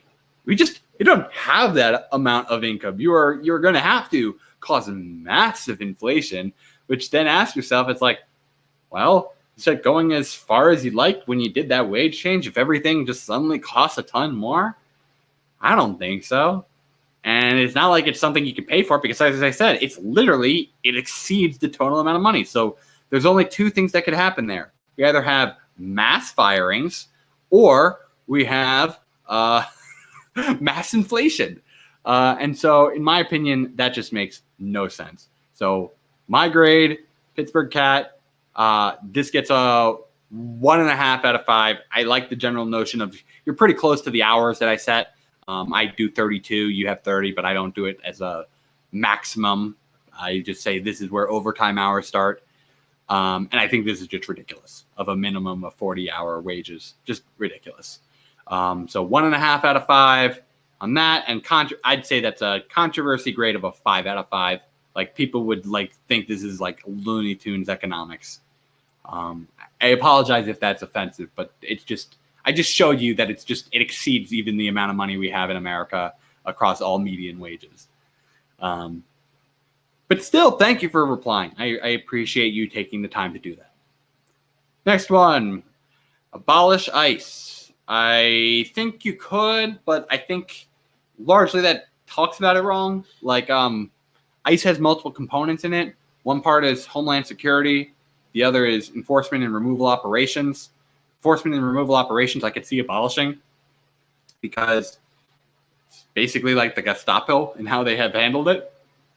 But I do think there is something to be said about having Homeland Security, which is targeted on actual serious crimes related to our border. So if you can move out Homeland Security and you're just not abolishing all the functions that are within ICE altogether, I can semi be on board with it, but I feel like so often the people who say this stuff just don't have the recommendation of what's the replacement. It just sounds like a way to eventually have to move to open border policy because it's how do you do enforcement? If you don't have open borders, you have to have some form of enforcement. People are overstaying their stay. You have to have some form of enforcement.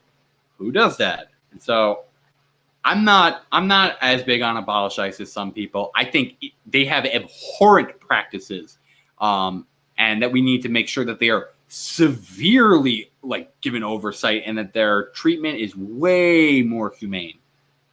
But I have some troubles with this because I don't think the vision around abolish ICE has been particularly well articulated. But I do know that it's hey, we function okay without ICE for a while of we didn't have ICE until what? It was like 2003, 2004.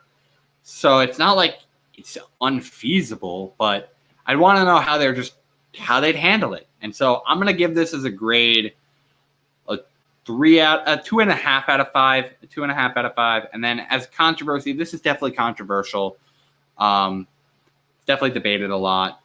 And I'd say it's a 4.5 out of 5. Maybe it's probably even a 5 out of 5, but I feel like it's getting a little bit more normalized in the conversation. So I'm bumping it down half a point.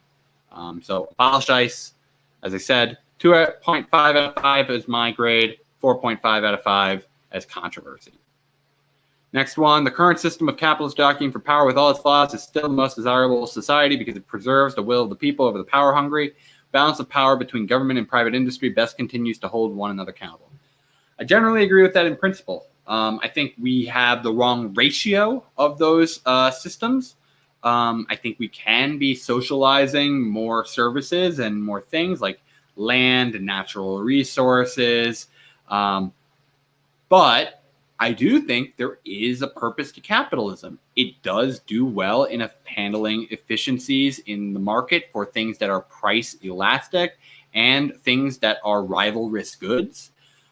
Furthermore, I think it does a good job of being able to give people freedom. I said this before when it came to the notion of like workplace democracy. You can run basically socialist co-ops in a capitalist economy, but it's really hard to run a capitalist business in a socialist economy. And so that freedom aspect is a big thing as well. So I'm going to say on this,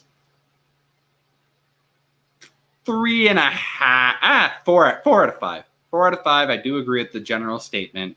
And no, 3.5 out of 5.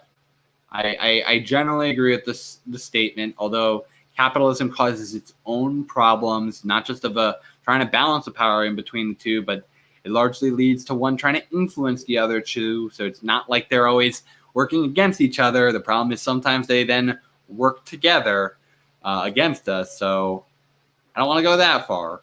And there are definitely some socialist systems that are better than others, like things that preserve markets in them, like market socialism. But I think I largely agree with this statement. So 3.5 out of 5, my grade. Controversy grade. I think this is not super controversial. I think it's like a 2 out of 5. It's like a 2.5 out of 5. It's pretty mainstream consensus, but it's been growing in unfavorability from the youth. So yeah. Actually, let's go with 2 out of 5. So 3.5 out of 5, my grade. 2 out of 5 in terms of controversy. Thank you for the suggestion, math and marijuana. Next one, enigmatic epiphanations. I think that anyone who owns more than one real property of a designated maximum square footage should be taxed increasingly exponentially per additional property, whether it be residential, commercial, or industrial. And said taxes should pay to abolish homelessness. This is step 1. Yeah, I mean, this seems reasonable other than, I guess, enforcement. Because you're going to have to say, like, is it only owning one property in an area? Is it owning one property in a state, nationwide? And just enforcement. So, like, this is one of those things where I like it. I really do. I think it makes sense in principle, but I wonder how you enforce it. And so I'm going to give this a 4.5 out of 5 on my own scale because I do think he is right that we should be trying to help people own one property before they own dozens. But I would just want to know how it's enforced. So I'm going to give it a 4.5 out of 5. And on controversy, I don't think this is that controversial. I think this is a 1.5 out of 5. I think this is a reasonable proposal going forward. I'd love to hear more details, though, of how do you actually enforce it. So yeah, those are my grades. 4.5 out of 5 and a 1.5 out of 5. Thank you for your suggestion. Let's now go to Liam O'Mara. Liam says the legalization of drugs or prostitution. We just covered this. We are fully on board, other than we don't like the term legalization and would prefer decriminalization. And so I'm going to go 4 out of 5 and both of those. Thank you, though, for the suggestion, Liam. repeal the 13th, 16th, and 17th Amendments. Why am I blanking on the 16th offhand? I'm pretty sure that's what, women's right to vote? No. What's the 16th Amendment? Oh, this is the one for income taxes. Okay, so what they're suggesting here is they want to get rid of this, the 13th Amendment. They want to get rid of, which basically gives us equal rights under the law, and we shouldn't have slavery, other than it still allowed it, as we just talked about before, in the case of servitude and imprisonment. And the 17th Amendment is getting rid of the Senate. So I disagree with abolishing the 16th or repealing the 16th. I think that makes no sense. I think it makes no sense to repeal the 13th Amendment if we don't have a replacement measure to it that gets rid of that whole servitude part. And then the 17th Amendment, I do agree with, though, that we should be repealing.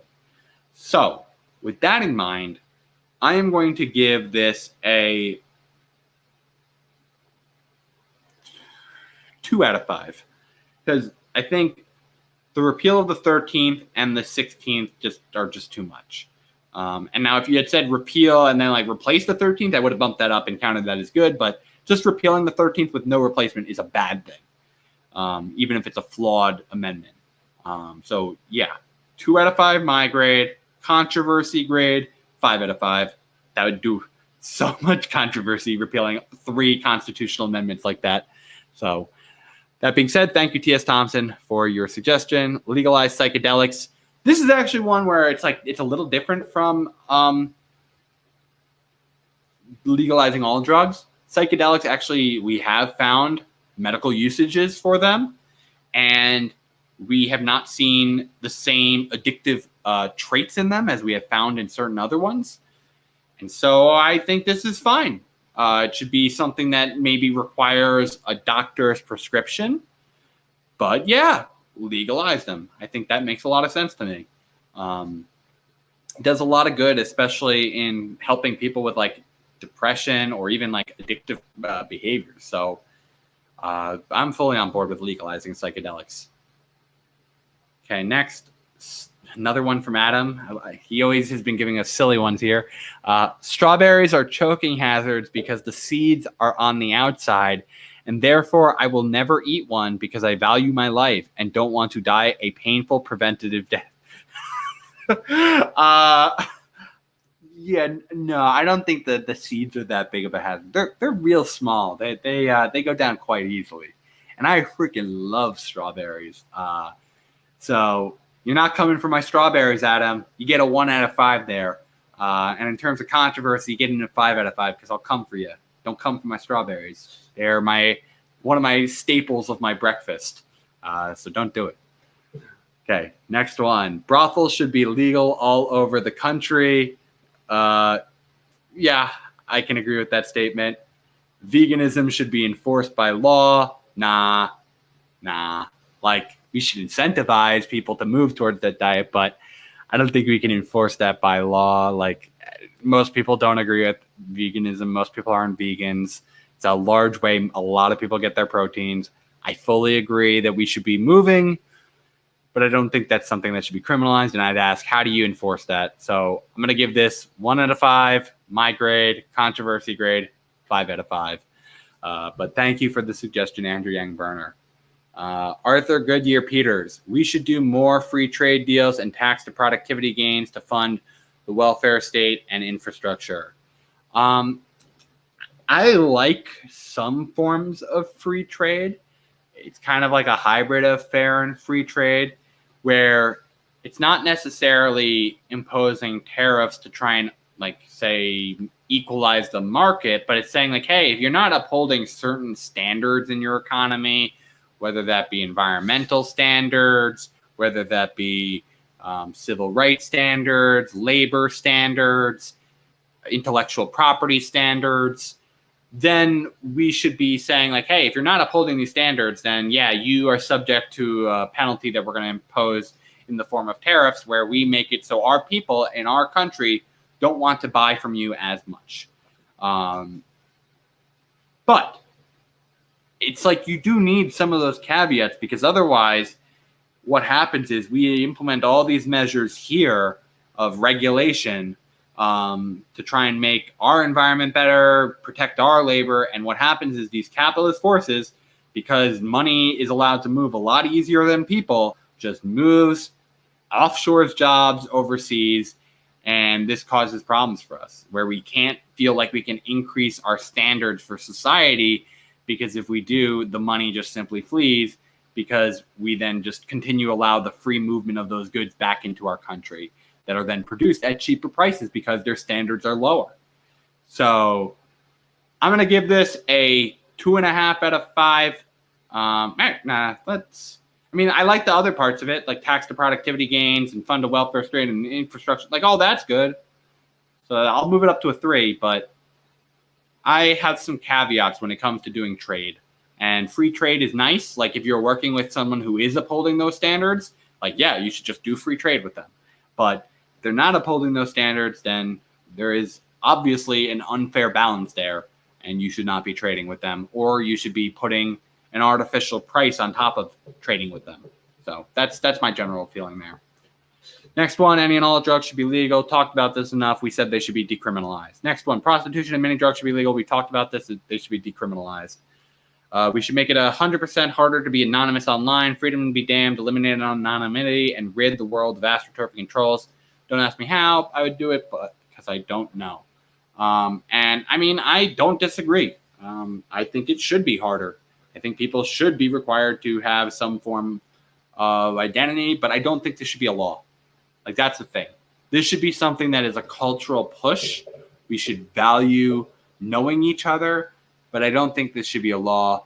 Private entities should have their decision, and this might even, frankly, harm people willing to come out with certain things because they're worried about it coming to them and being targeted and doxxed. So I'm going to give this a 3 out of 5 because I kind of agree in concept that that's something we should be moving towards, and that should be something that we appreciate more, is knowing each other's identity online. But I don't think that should be something enforced via government. So I'm going to give that a 3 out of 5. Next one, refugees should have their own new micronation states physically located inside existing host nations. The host nation has the obligation to provide food, shelter, medical services. This is the alternative which expel illegal immigrants. This was basically policy for America for most of our time before the Trump administration implemented the stay in Mexico policy. We had people who were seeking refugee status to come into America and then wait here while they get processed. But here's also the thing. The term refugee is actually supposed to mean a group that's coming here to stay temporarily before returning back home. It is not the same as immigration. It should not be treated the same as immigration. It is something where we are knowingly saying an area is unsafe. You are seeking asylum because you are unsafe. And in turn, we are hoping that you can eventually return once things are safe. And so I think we should have that in mind, that the idea is not to necessarily say, hey, you moved out of an area and that lets you cut the whole line of our normal immigration system. What it means is you are temporarily here to stay. And then once that issue has, passed, you should be going back. And so it should be a temporary allowance to stay here. And then you should be having to do the normal applications like everyone else to apply for immigration. They are two separate things. But I do agree with you. We should be having refugees be able to stay here rather than keeping them in other nations, because what happens is normally then the cartels will come to try and follow them, and they need the actual protection. So yes, I fully agree, admitting people in, hosting them here, but we should have the expectation that this is eventually them needing to return home. That is what refugee status is supposed to do. So that is my opinion there. But I thank you for that question. Leanne goes, we should abolish the Department of Education. So this is one of those things where it's like, there are a lot of things about the Department of Education that are good, And there are a lot of things about it that are bad. And I find that there is a need for some level of consistency in certain things being taught, but there is also a need for some level of flexibility in being able to teach to the student rather than to the test. And furthermore, the Department of Education is largely, in their guaranteeing of like loans, causing an exacerbation of the debt crisis. And so I don't know if an abolition is the right move. I can get a lot of the frustration, but I do think there is some necessary oversight that requires a Department of Education to exist, but I think it radically needs to be transformed so that it is better serving people and that it is up to date with what the educational needs of society are. I'll put it at that. I'm going to give this as a policy a 2.5 out of 5. I have mixed feelings here. I think there are legitimate grievances about the department, but I do see a need for a general department on a nationalized level. So I'm going to say that 2.5 out of 5, my grade. Policy grade, I think this is like controversy grade. It's like a 3.5 out of 5. Like, this is a mainstream like item for a lot of libertarians and Republicans to target to want to cut.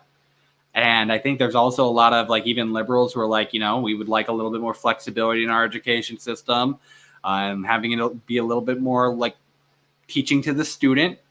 But I think they also recognize the need for a little bit more standardization across the board too. So let's say 3.5 out of 5. So 2.5 out of 5 is my grade. 3.5 out of 5 is the controversy grade. Leanne, thank you so much for giving us your suggestion. Next, repeal the Second Amendment, take away all guns, give police an effective but non-lethal tranquilizer gun. I don't agree with that. I do believe people have the right to bear arms. I do think that this is especially useful for people who are living in more rural communities, and that doing this simply is going to allow legal people to not be able to own a gun in any capacity, even if they want to follow the laws and be properly trained, and criminals can just ignore it. I just think repealing it altogether is just too far, but I do agree with heavily regulating it to make sure that we are maximizing the prevention of crazy people with guns. That's generally how, and I know some people take that definition of crazy people with guns to an extreme, but I do think that people with past records of doing violence should never have a gun. I think that's a very reasonable thing, that we should do some proactive prevention. But we should still have the Second Amendment, and I do believe that we should have it. Okay, so next, parent licensing. I already addressed this, said no, doesn't make any sense. Now, like you could say you should have like costs, you should pay, you already pay for it, but I don't know. It seems like it's a fundamental human right for people to be able to have kids and spread their seed. It's like our most human instinct is like, beyond survival of ourselves, it's spreading the gene by having kids. So I don't agree with that one.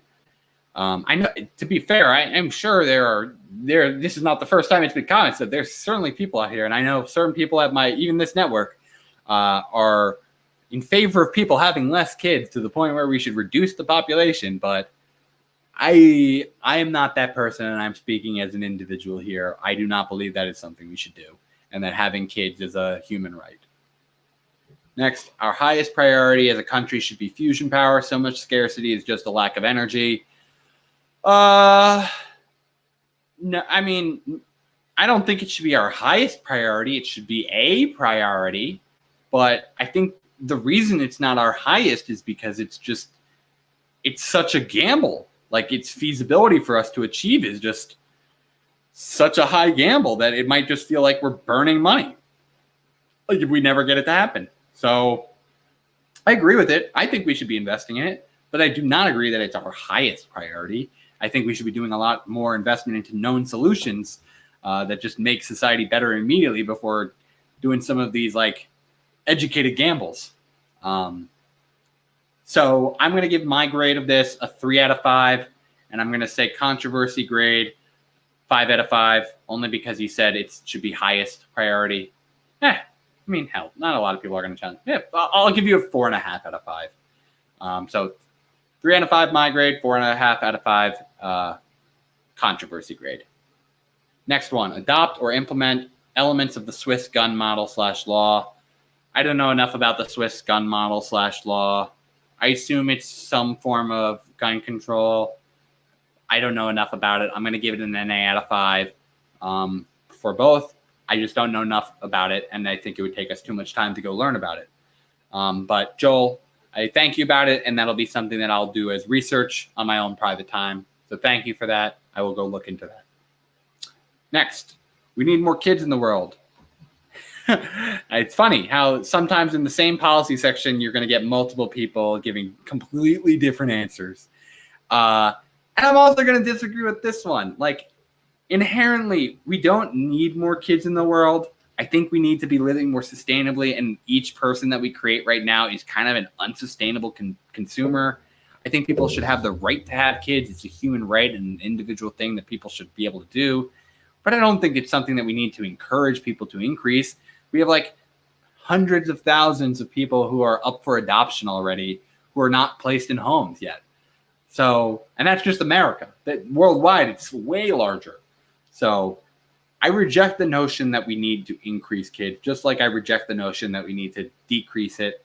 I think the general thing is just people should be free to have it, but we should be living more sustainably. So it's not such a burden when someone chooses to have kids, to the world and to themselves.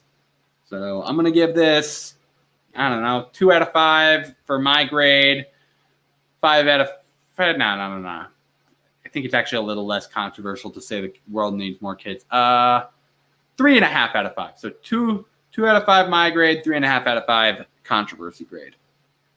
Next one, left. Joe Biden is actually doing a pretty decent job so far. Right. You shouldn't have to work to live.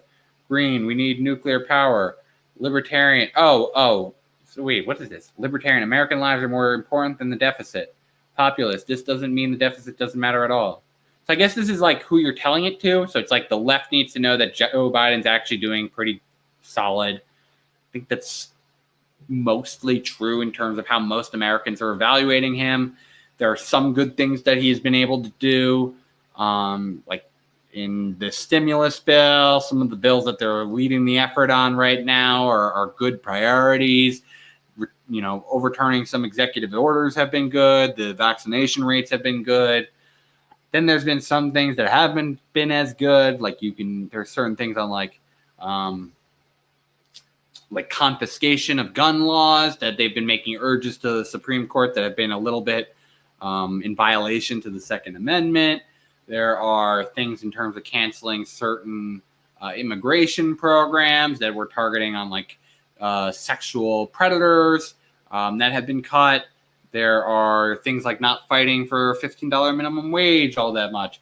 So it's a balancing act. But I think, most people currently rate Joe Biden as doing a good job. He's something at like a plus, somewhere, but depending on the polling, between like plus 10 and plus 18.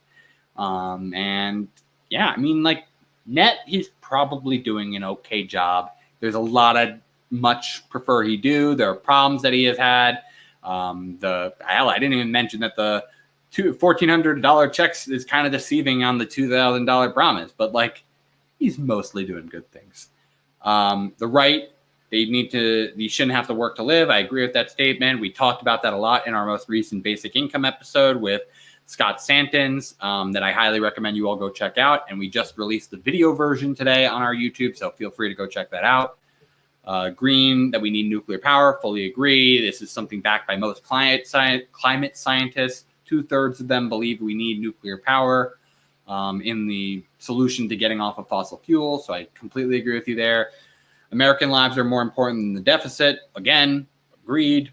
Like the whole purpose of why a deficit should be a problem is like whether or not there's rampant inflation. But, if there's not inflation, but people still can't afford it because they don't have income, then it's like, well, maybe it's still worth having some inflation and increasing the deficit if that means people can afford food. Like, I totally agree with you there. And then populist, that doesn't mean the deficit doesn't matter at all. Yeah, it does have an impact on people. It does usually have an impact on driving inflation. and it's more of our budget has to go every year to repaying our debts. So yeah, I do agree that it does have some implications. So Miles, in terms of your overall thing here, I'm going to give it a 5 out of 5. I think it's a pretty good apt summary of what a lot of these groups need to kind of recognize. And in terms of controversy, I think it's also like 5 out of 5 because you're going after like basically every group here. So I think that's kind of controversial. So I appreciate the comment that you left us. Let's go to the next one. I can't tell if this is more controversial, asking my policy opinions, but he wants to know either UBI or uncap the House. We've talked about both of these policies so far. We are supporters of both of these. I give this a 5 out of 5 in terms of my own grade. And in terms of controversy, I give this a 3 out of 5. Next, gambling of any kind and giveaways which require a purchase to enter should be completely banned. They prey on the poor, hoping to get away out of their terrible situation. I fully disagree. It's the same reason why I don't think we should be banning drugs or alcohol. That is people's free right to choose. And more often than not, poor people also choose alcohol and drugs. But that is their choice, and they deserve to have something that they consider a reprieve. Yeah, it's financially draining, but they should have that freedom to choose that. And we should be providing them additional support. And frankly, just requiring transparency. That's the bigger problem to me. If you have absolutely no clue what the odds are on something, yeah, you can get robbed that way. But if you have clear sights of what you are betting, how, like what the odds are that you require to win, like, yeah, perfectly fine to me. 100% should happen. And that is frankly how a lot of investment in our country happens, is like, well, it's still requiring people to take a gamble. So I think, no, this policy does not make sense. I give it a 1. No, I will give it a 1.5 out of 5. I can recognize that if you don't have some of these transparency measures like I'm talking about, it can prey on the vulnerable. But I do think that they should be allowed, and that, frankly, like if you're going to just catch people who are gambling, like should they be punished? No, like I guess you're just trying to combat casinos, but then it's like, well, what if they do online casinos? Like, should they be prevented from that? I just in general think that people should be having freedom. Like it's important. People should be able to make choices with their money as they so choose. And if that means gambling and getting the hopes up of getting money, well, that is what the value of those things are often. It's hope. Even if it's false hope, it's still hope. And some people still need that. Let's go to the next one. Next one is from Jack. He says, personally, I'm still undecided on this issue, but I won't outright say no. Cal exit. So this is the general notion of California splitting off from the union. And I think they should be legally allowed. I don't think they're technically allowed because it's considered secession. I think they should be allowed, but I think America would suffer a lot from that. Like, California has been one of our biggest economic drivers, so America would suffer. California might not. So I guess it depends on who you are. If I'm someone in California, I might want it. But I'd like California to stay in America. I have family there. It would be nice if I didn't have to get my passport out whenever I had to visit my family. So yeah, I'm going to give this a 2.5 out of 5. I think it's reasonable, and I think it largely depends on who wants it. If the people of California want it, they should be allowed to do it. And in terms of controversy, I think it's 5 out of 5. Just the idea of like the biggest like state in the union leaving is definitely controversial. Next one, legalize all drugs. The war on drugs is a failure. Legalize, treat addiction. We've talked about this. I have a decriminalization position instead, and legalizing of marijuana. Okay, UBI, but I don't think it's so controversial now. I agree with you. UBI is not that controversial. Guns should be licensed like driver's licenses. Completely agree. Talked about that in some of the gun control things. And I think overall what you have here is like a 5 out of 5 proposal in my mind. In terms of controversy here, this is probably like a 2.5 out of 5. Like, they're both things that are only going to get people who are like kind of conservative in nature, a little up in arms, frankly.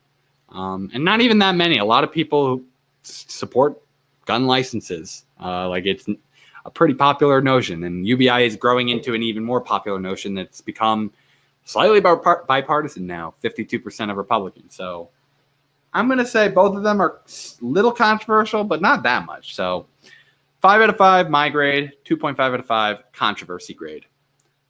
24-hour work week. This has been talked about before. I've already talked about it. I said I don't think that's the right target, and I don't think it can be forced, but we can move our overtime hours to that. But it could be a good idea in general. But it's just like, how do we do it? And I don't think 24 is right. I think we should move to 32 first.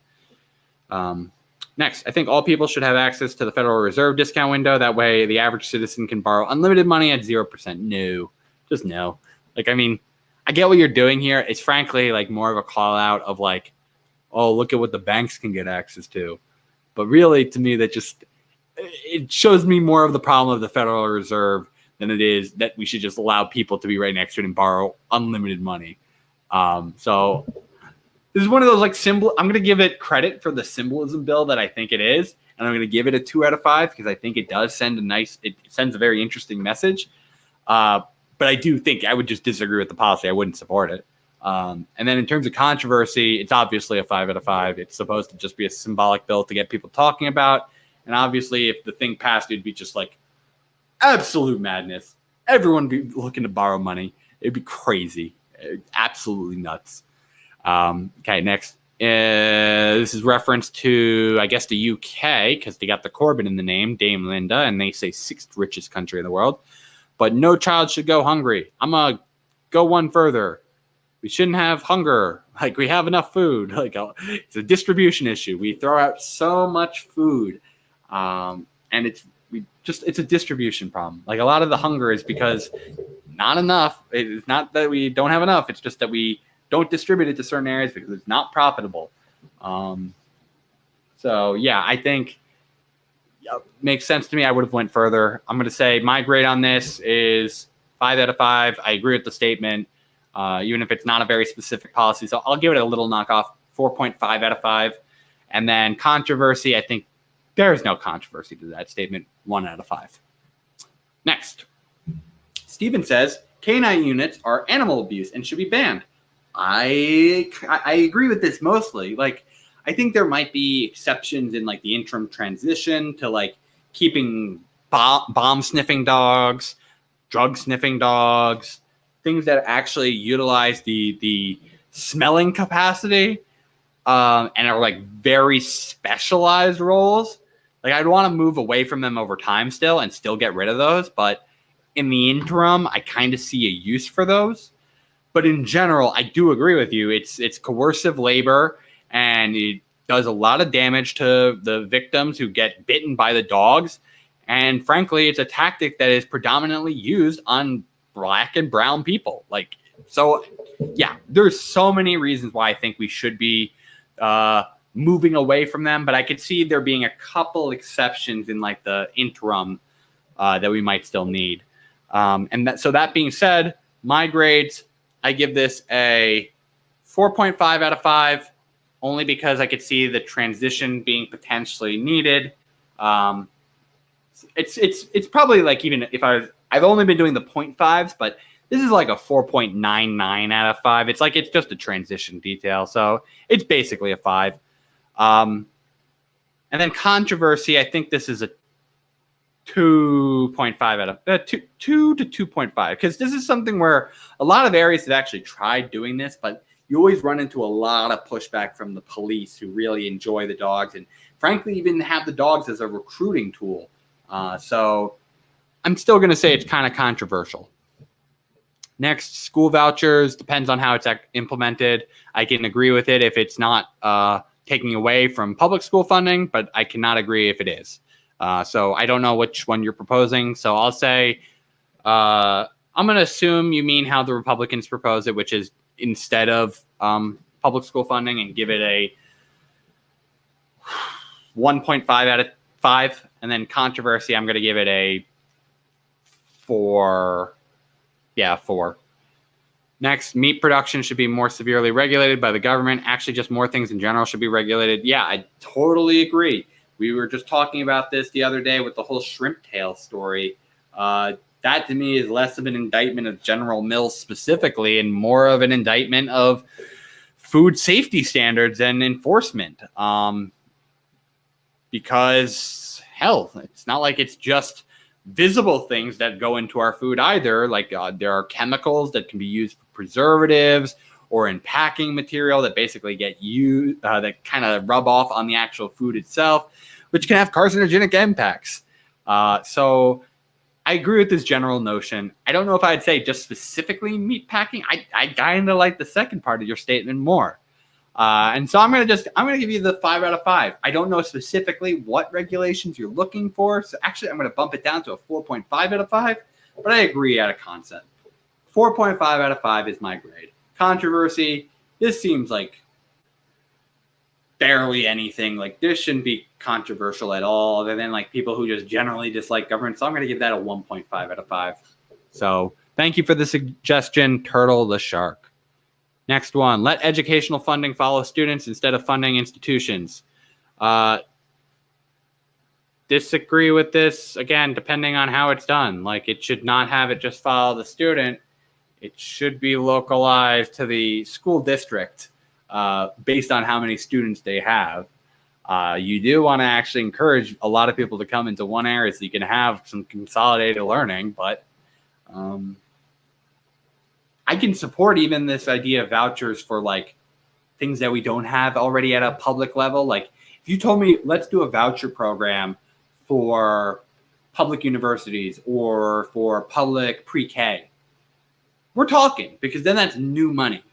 But the problem is vouchers almost always get talked about just on the primary education level and is almost always proposed as using funding from the public education systems.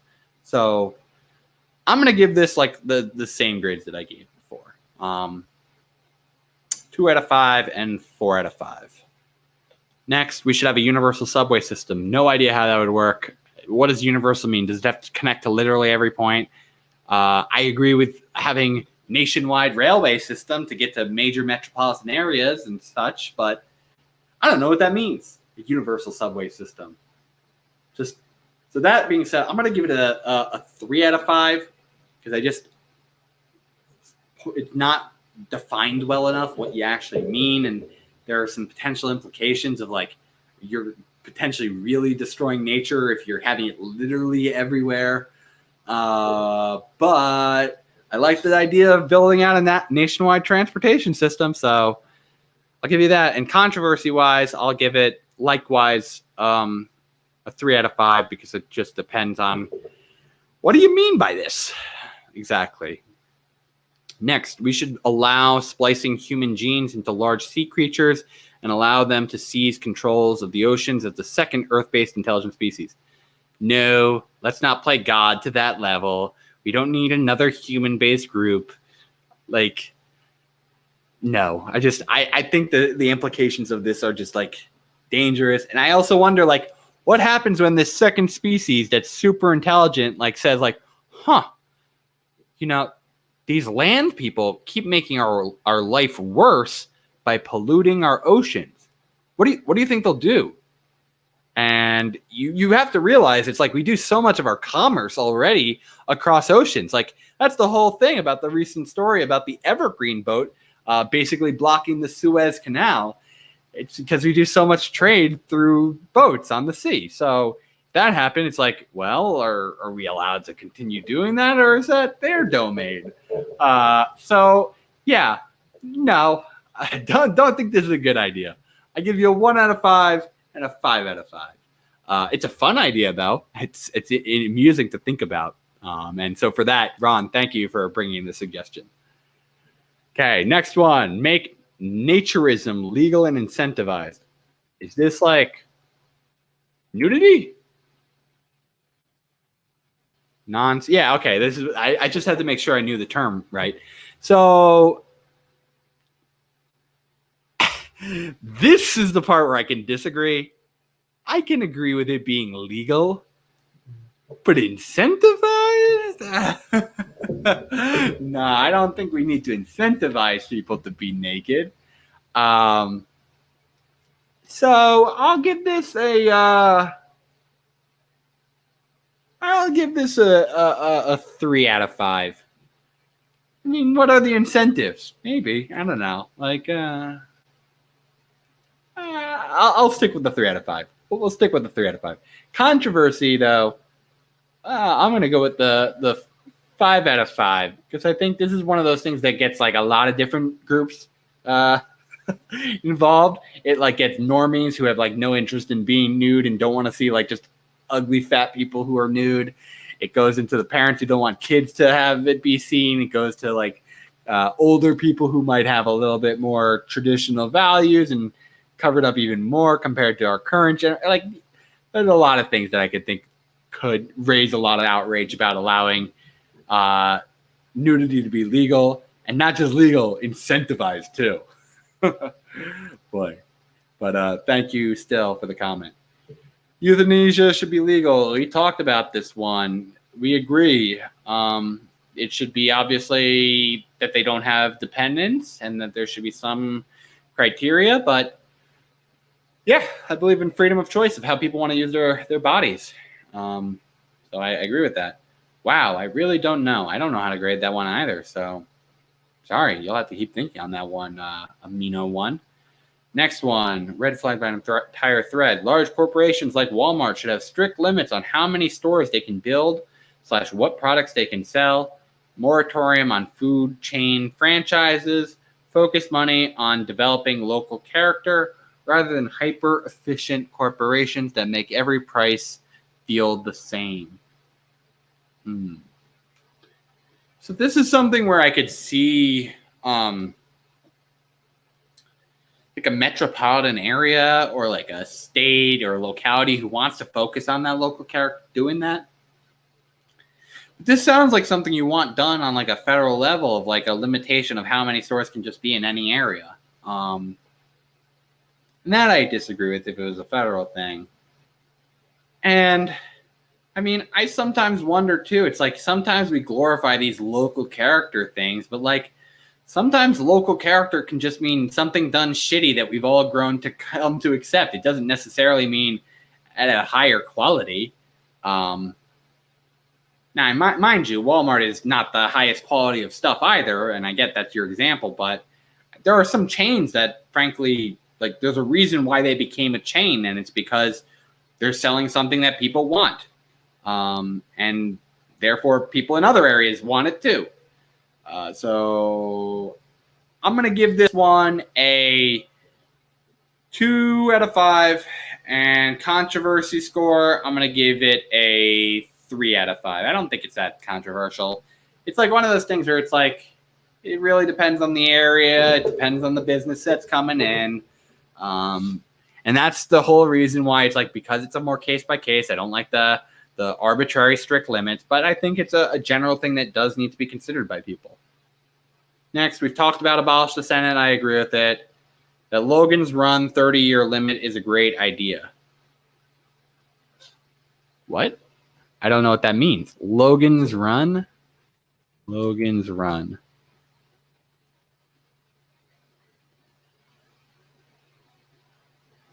I need to know what this is. Let's see.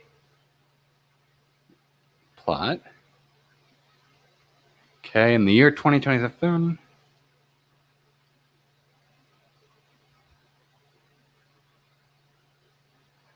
Oh.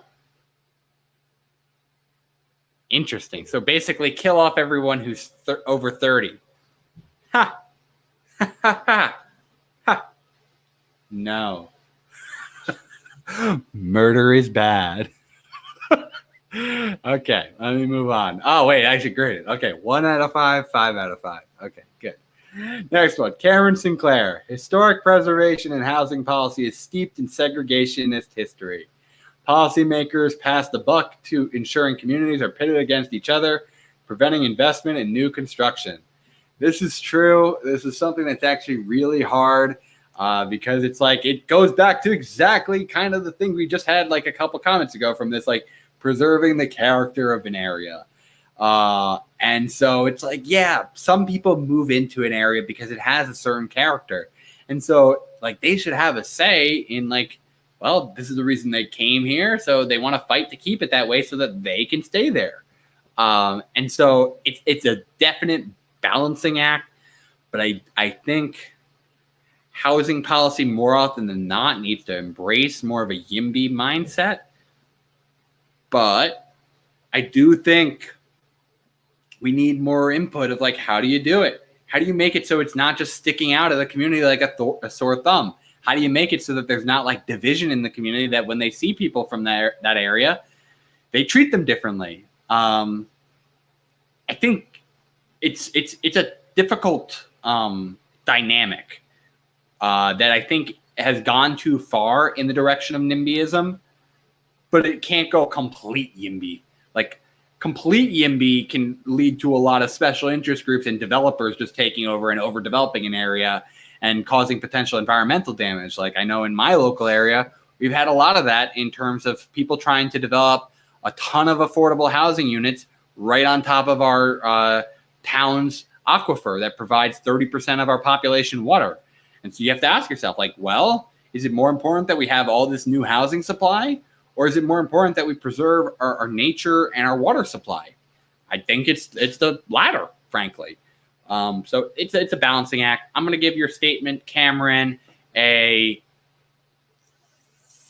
3 out of 5, because I think you're right in terms of the general balance of society right now, that it's a little too high towards NIMBYism.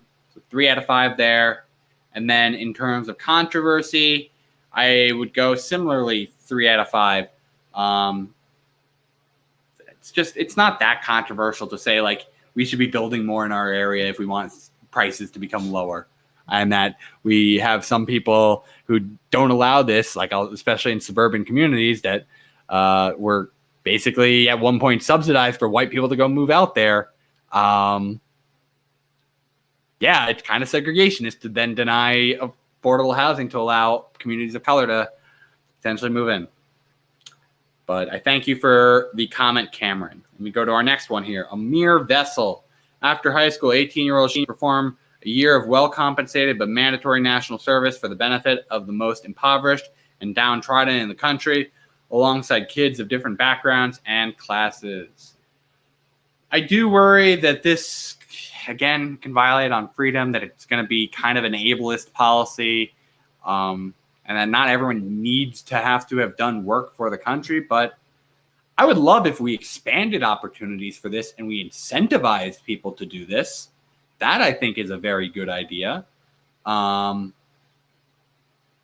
I don't like the idea of making it mandatory. And so that being said, 2.5 out of 5 and on my own personal grade.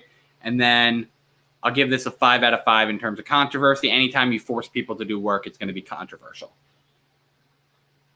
Okay, a lot more controversial positions seem less controversial now, like the welfare actually traps people. Yeah, I get it. Like, this is just a general statement, Aaron. It's true. It's become a little less controversial to say that it's a trap, that it has poor incentives, but I don't see the policy here, so I'm going to give an NA to that and move on. Next, I've already addressed refugees. This is all. I think you need to spread the load. And it's also like you should be seeking refugee in countries that are closer to you and even culturally closer too. Like, you shouldn't just have someone from like across the world automatically think, oh, the first place to seek refugee is in America. But I mean, yeah, I think we should allow refugees to come here, and I think they should be welcome to try and seek safe harbor, but we should be working with the international community to make sure it's not just happening only for us, but that they're going to the places closest to where they should be. Next, enforce obscenity laws, particularly when it comes to pornographic material. Don't agree, Chase. Like, what would this be? Like, just covering people up? I totally disagree. People should not be feeling ashamed of their human body. Sex work should be legal. Like, there's nothing wrong with seeing naked people and sex. Like, no. I fully disagree there. 1 out of 5. In terms of controversy, though, it's not a 5 out of 5 controversy. I totally recognize that. It's closer to like a 2.5 out of 5. So 1 out of 5, 2.5 out of 5. Okay, next one. We don't need a Senate. Already covered this. We can repeal the 17th Amendment. Totally agree with that. Supreme Court should be elected and local judges should be appointed, not the other way around. Nah. Like, I think you can do it where you should have people be appointed.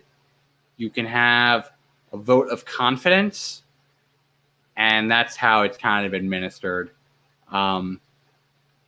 That or just go even full democracy. Actually, I don't even like the full democracy. I like the appointed and then vote of confidence method better.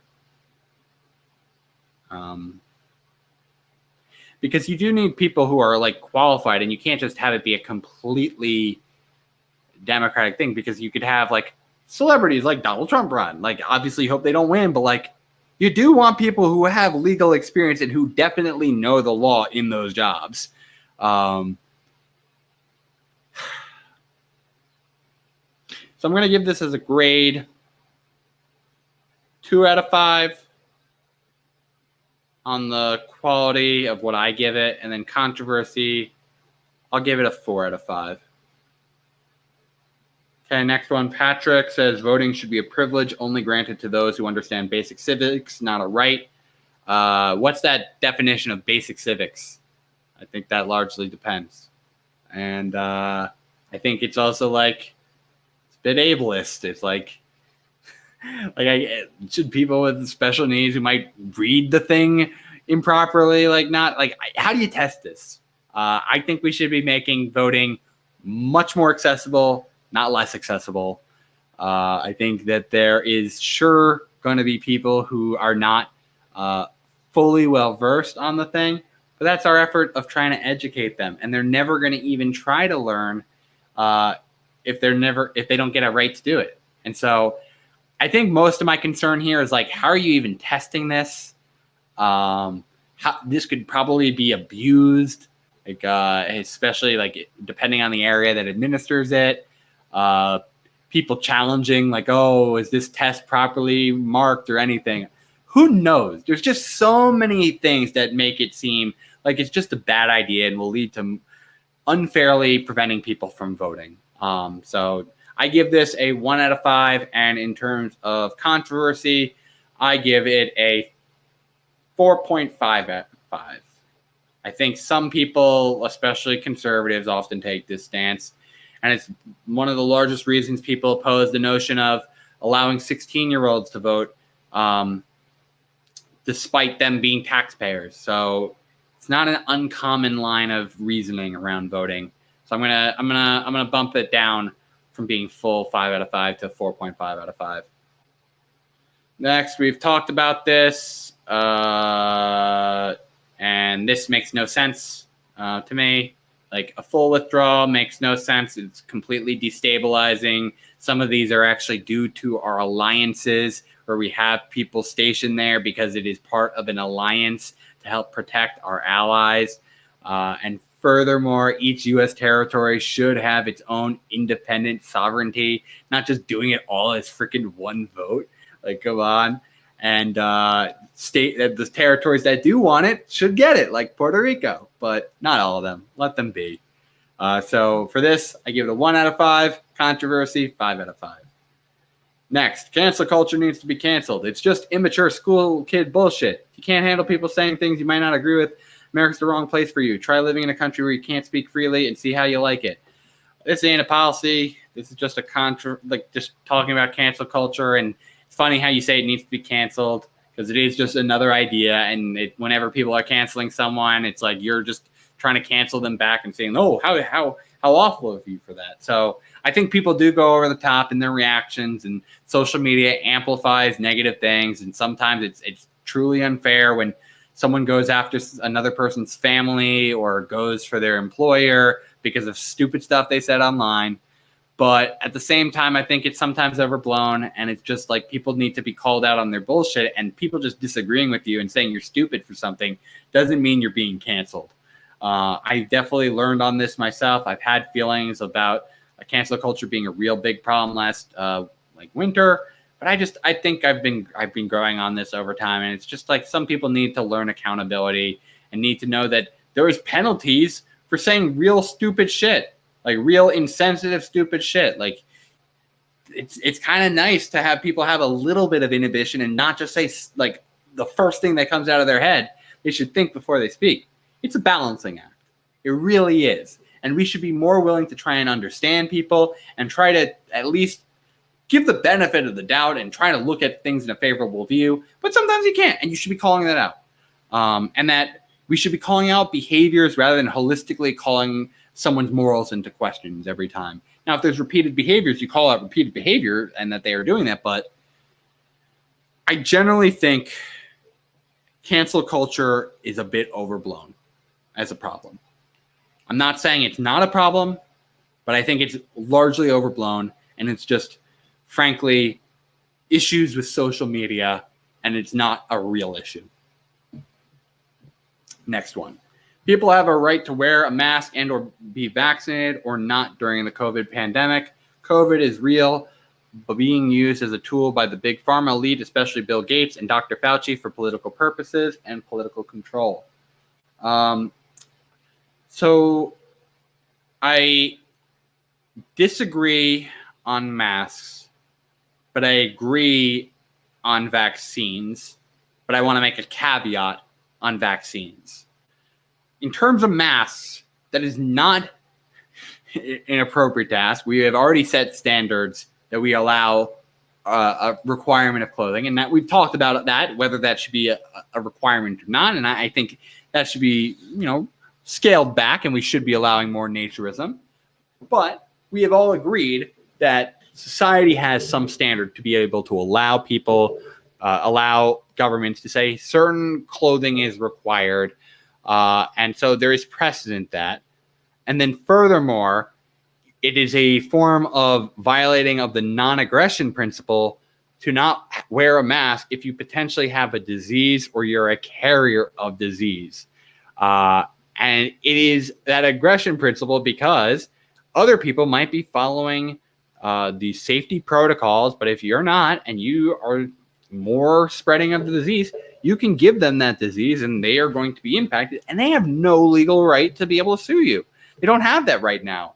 That's not how viruses get handled in America. Now, sometimes with STDs, we've made that exception, but we don't do that with airborne viruses. And so they don't have any repercussion against you doing aggression towards them of spreading a disease you have and potentially getting saliva on them. It's the same basic principle as potentially having someone transmit STD from like spitting on someone or having shared blood. Like, you don't want the sharing of bodily fluids. It can potentially be assault. Now, I find vaccination a bit different because if you vaccinate yourself, those that don't get vaccinated are not going to necessarily harm you as much. Now, you can say there are exceptions. There are certain people who can't get the vaccine because of allergies or some other condition. They need that herd immunity. But I think that kind of gets superseded by the fact that people have the right to control their own body, what goes in it, especially. Because the outside of our bodies are things that everyone has to see. They are things that we visually have to look at, and so there's some regulation. It's the same concept of your next door neighbor can't just put on a big flashing billboards on their windows that you have to look at because that kind of violates your own space. The light carries to you, and so does the visual outside of people. It carries to others and potentially can offend them and cause them harm in some way. And so that is a case for it. But a vaccine does not have a visual display. It's inside you. And so you should be able to have that freedom of controlling what's inside you. It's not impacting others, and people can still get the protection they need. So on your holistic statement, Ron, and here's another thing I should also say. Governments and businesses can also still say, we require you, if you so desire to use our service here, our public in-person service, they can still require you to do that to be able to use it. That is 100% an allowable thing. But they can't require that you have it. So if you want to try and live your life without all those services that are requiring of a vaccine, have at it, Hoss. But they have that right to restrict you. And so my grade here is I'm going to give this a 2 out of 5. And in terms of controversy, it's not super controversial. There are definitely some people there who get it. Like even the people who are pro-vaccine and pro-mask are not necessarily the pro-mandatory side of things. So I'm going to say this is a 3.5 out of 5. So as I said, 2 out of 5 is my grade. 3.5 out of 5 is the controversy grade.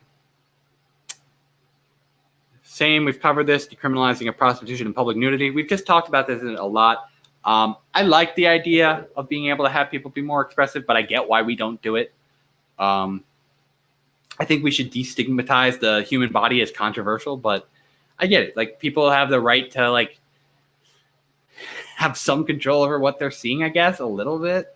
Like kids shouldn't have to be, I guess, exposed to, I don't know. It's like, I hear their arguments, but I am generally on the side of we should just be moving to it. So in terms of agreement, I'm going to give this a 4 out of 5. And I appreciate you even saying decriminalize instead of legalize for the prostitution thing. And then in terms of controversy, I think that this is a 5 out of 5. Yeah. Because it would impact a lot of people's everyday life. The next, war is unnecessary. Healthcare should be public with education, and old people should be able to retire with dignity. Some of the most controversial opinions if you're a neoliberal Democrat. I think I've talked about a lot of these things. I generally agree with all of it. I'm going to give it a 5 out of 5. I mean, I wouldn't say war is unnecessary. Like, there are instances where you do need to go to war, but, like, war is, like, 99.99999% of the time unnecessary. But there are certain circumstances. So I'm going to give this 5 out of 5 for myself. And I'm going to say 2 out of 5 in terms of controversy. Next, abolish income taxes and property taxes. No, those things are progressive forms of taxation. I do not want to have increased economic inequality. It makes absolutely no sense to do that. These are the things that help fund our programs while maintaining a reasonable level of a deficit so that it's not extremely inflationary. No, I disagree with this. Like, this is just, you want to have rich people have more money, first and foremost.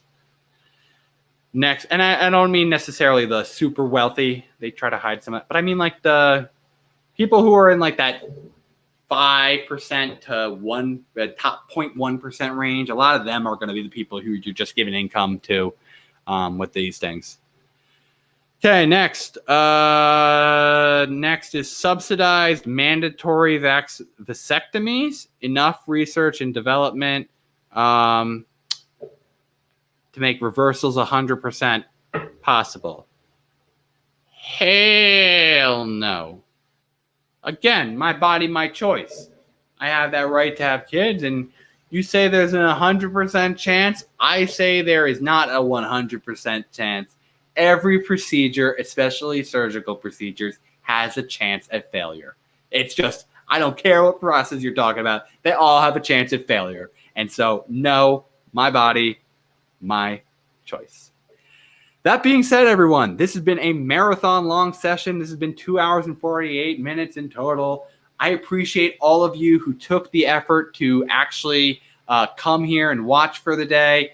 And so I really appreciate all of you who took the time to be able to make these submissions. I highly recommend you go like and share this video so that more people can hear about all these different ideas.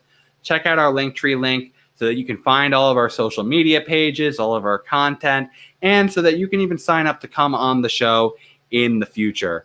So with that being said, everyone, thank you all for tuning in to the People's Basics today. Please go check out all of our other content. Have a great rest of your day, everyone. And as always, I hope